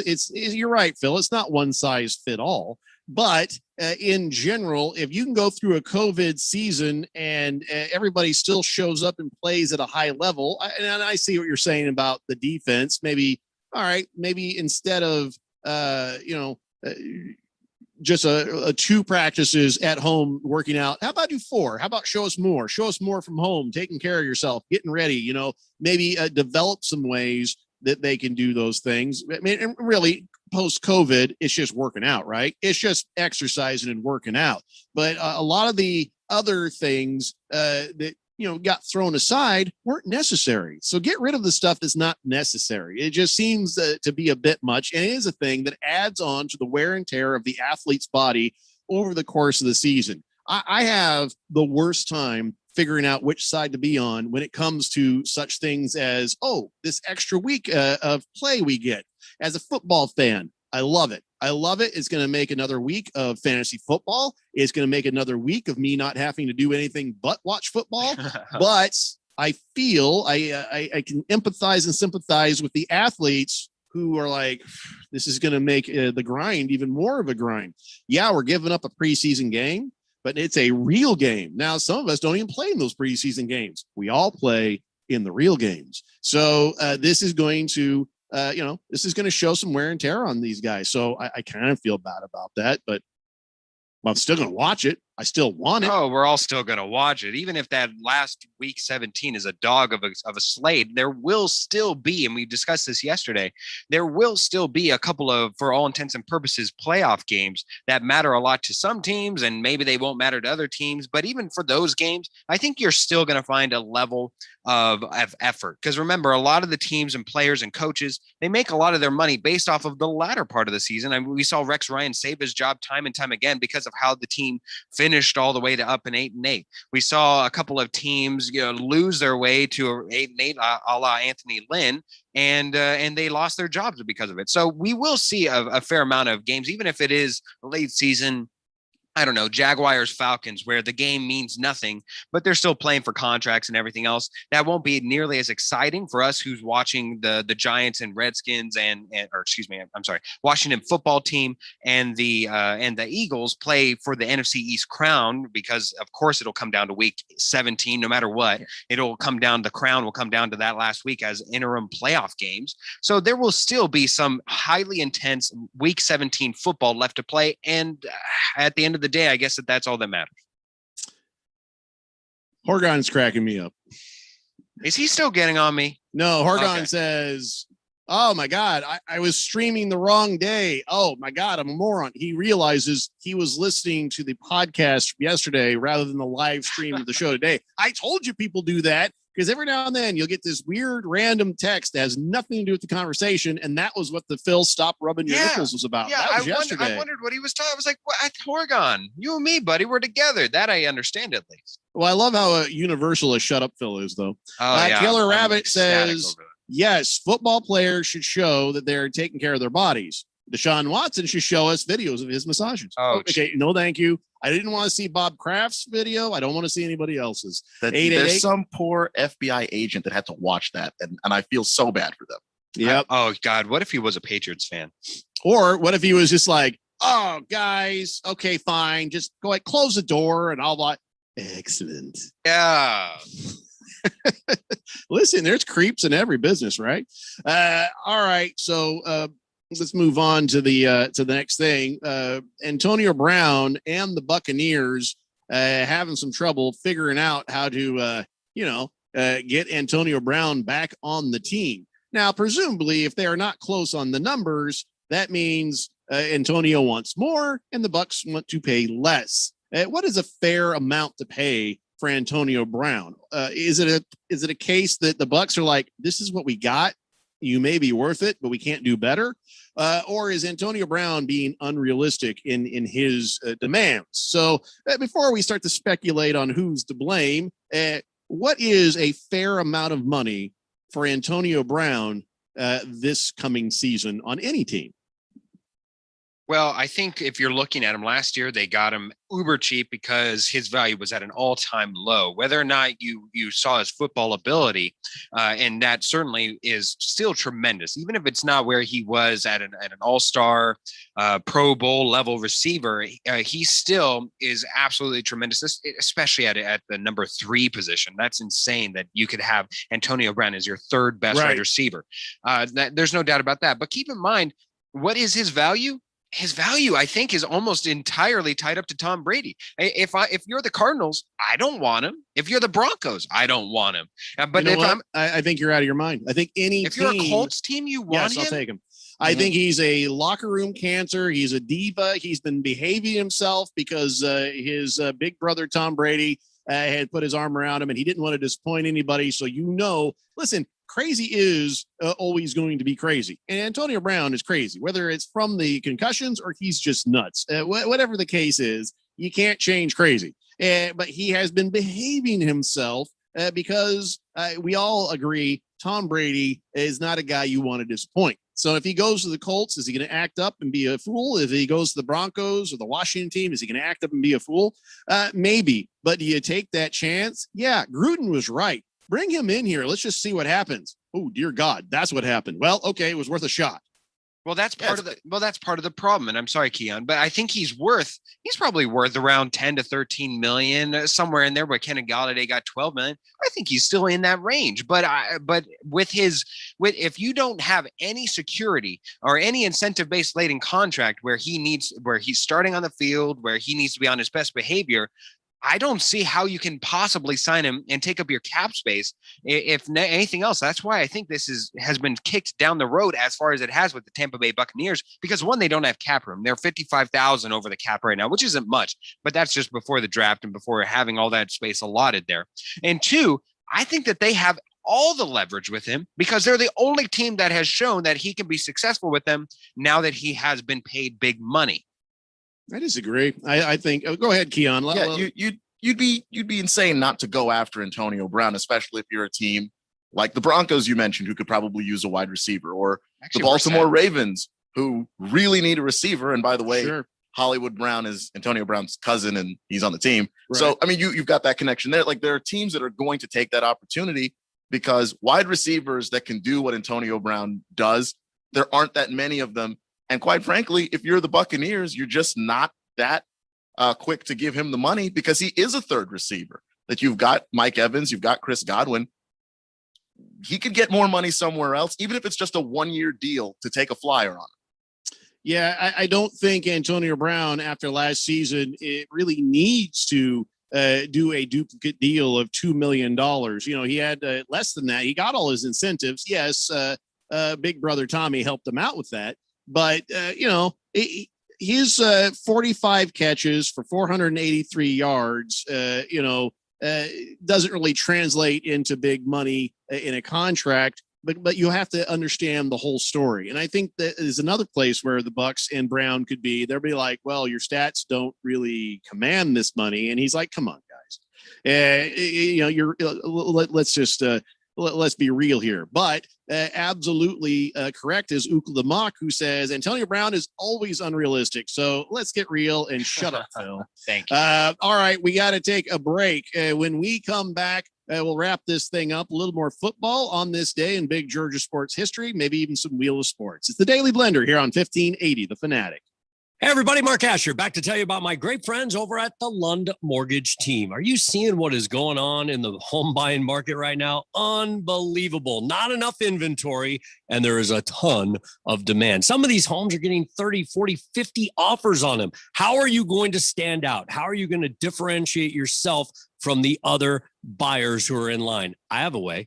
Use the Lund Mortgage Team. Lund Mortgage Team is locally owned and operated with over 20 years of experience right here in the Valley. They have a great reputation, and it is a trustworthy pre-approval. And on top of that, they are quick. That's one of the things. You got to come equipped and be ready to buy. So what you need to do is make that first phone call to 623-875-9940. That's 623-875-9940. Get that pre-approval going, and then get yourself ready to go buy that home of your dreams. Go online, lundmortgageteam.com, or call 623-875-9940. Hi, this is Bruce Jacobs from my friends and former employers at Pro Copy. For over 20 years, Pro Copy has provided Arizona companies with the best office equipment available from companies like Ricoh. More importantly, they provide outstanding service after the sale with a 96% retention ratio and award-winning technicians. 3 years ago, they joined the Flex Technologies Group, an Arizona-based nationwide group of companies that share Pro Copy's commitment to excellence. So if you have branches anywhere in the United States or just here in Arizona, you can get great personalized service even during the current climate. We use them here at the Fanatic and Money Radio KFNN, and they never disappoint because they remain a local company. They give back to our community by supporting ASU and the Thunderbirds through the Phoenix Open. The Pro Copy Foundations has raised hundreds of thousands of dollars. That makes doing business with Pro Copy good for your business. Just give them a call at 602 Pro Copy. That's 602-776-2679.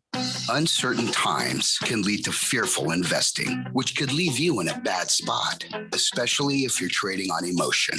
When tumult opens and closes the market, you need sound advice. Hello, I'm Mo Ansari, host of Market Wrap and president of Compact Asset Management. If fear has you in its grips, it's time to take a look at your investments. At Compact Asset Management, we specialize in providing complete wealth management solutions to help you reach your financial goals, no matter where the market goes.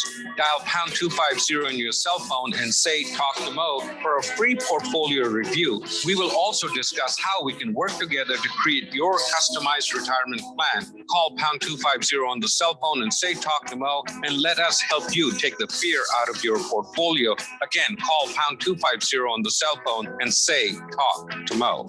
Compact Asset Management is a registered investment advisor, funds custodian, Fidelity Institutional Wealth Services, member FINRA, SIPC. Download the Fanatic app. News, scores, social media updates, and more on your smartphone, on your tablet. The free Fanatic app, available at the Google Play Store or the App Store, and at 1580thefanatic.com.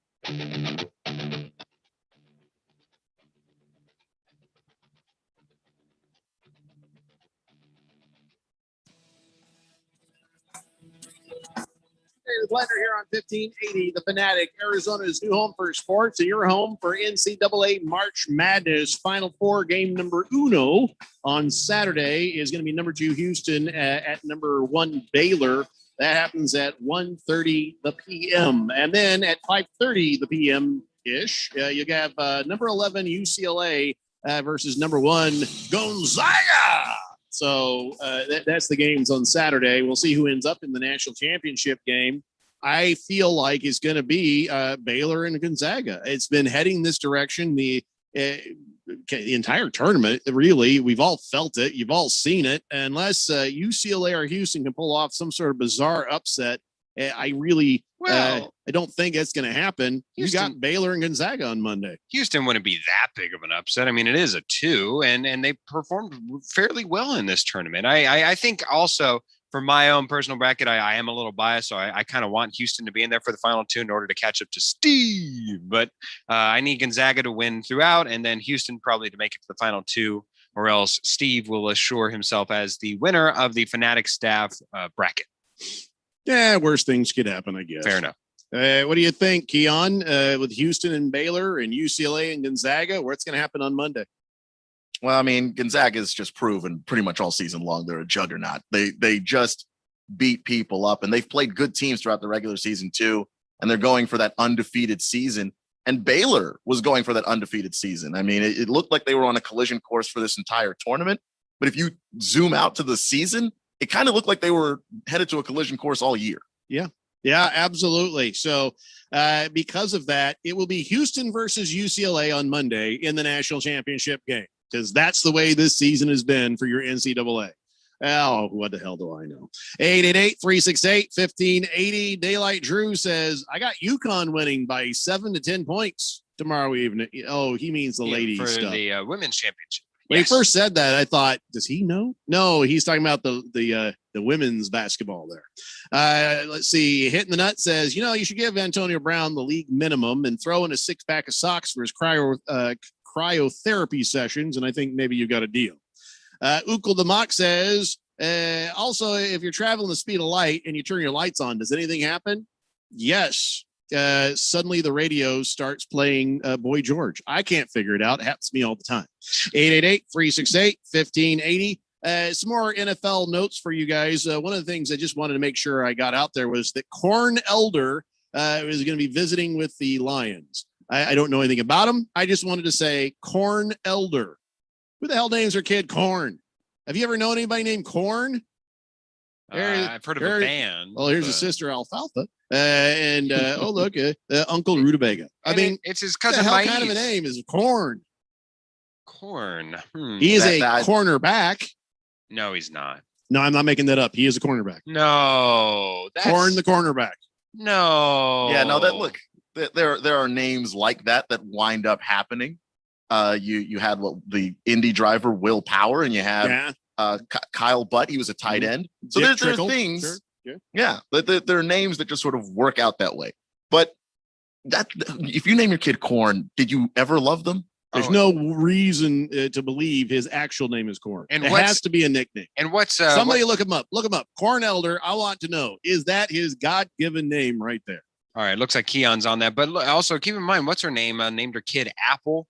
I know. See, now she also makes candles. She says smells like her vagina. We're not going to really bring her into this conversation. I'm just saying there are people who love food enough to name their kids after it. Now, here's a real question. Remember when what's his name? Mark Cuban, he first purchased the Dallas Mavericks.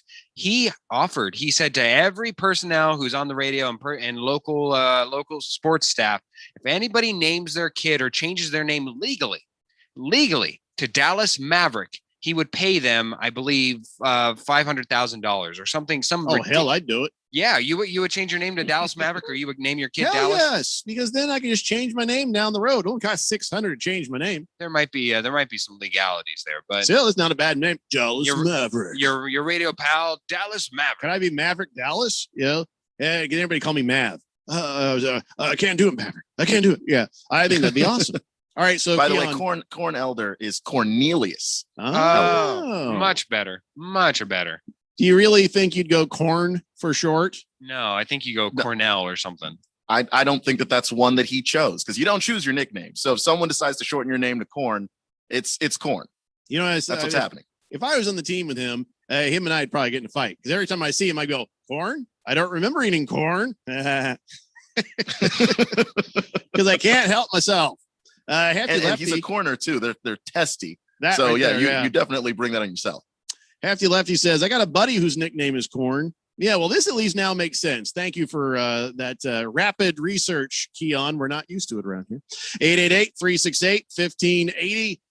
By the way, Quentin Dunbar is visiting the Cardinals. And yeah, that could be interesting. But yeah, I know Randy's not here to give an opinion about it, so I'm just going to forget it. Hey, listen, let's do this for run out of time. Every day, a 7-foot tall lawyer who is a good friend of the show sends these in, and we read them. It's time now, ladies and gentlemen, for On This Date in Big George's sports history.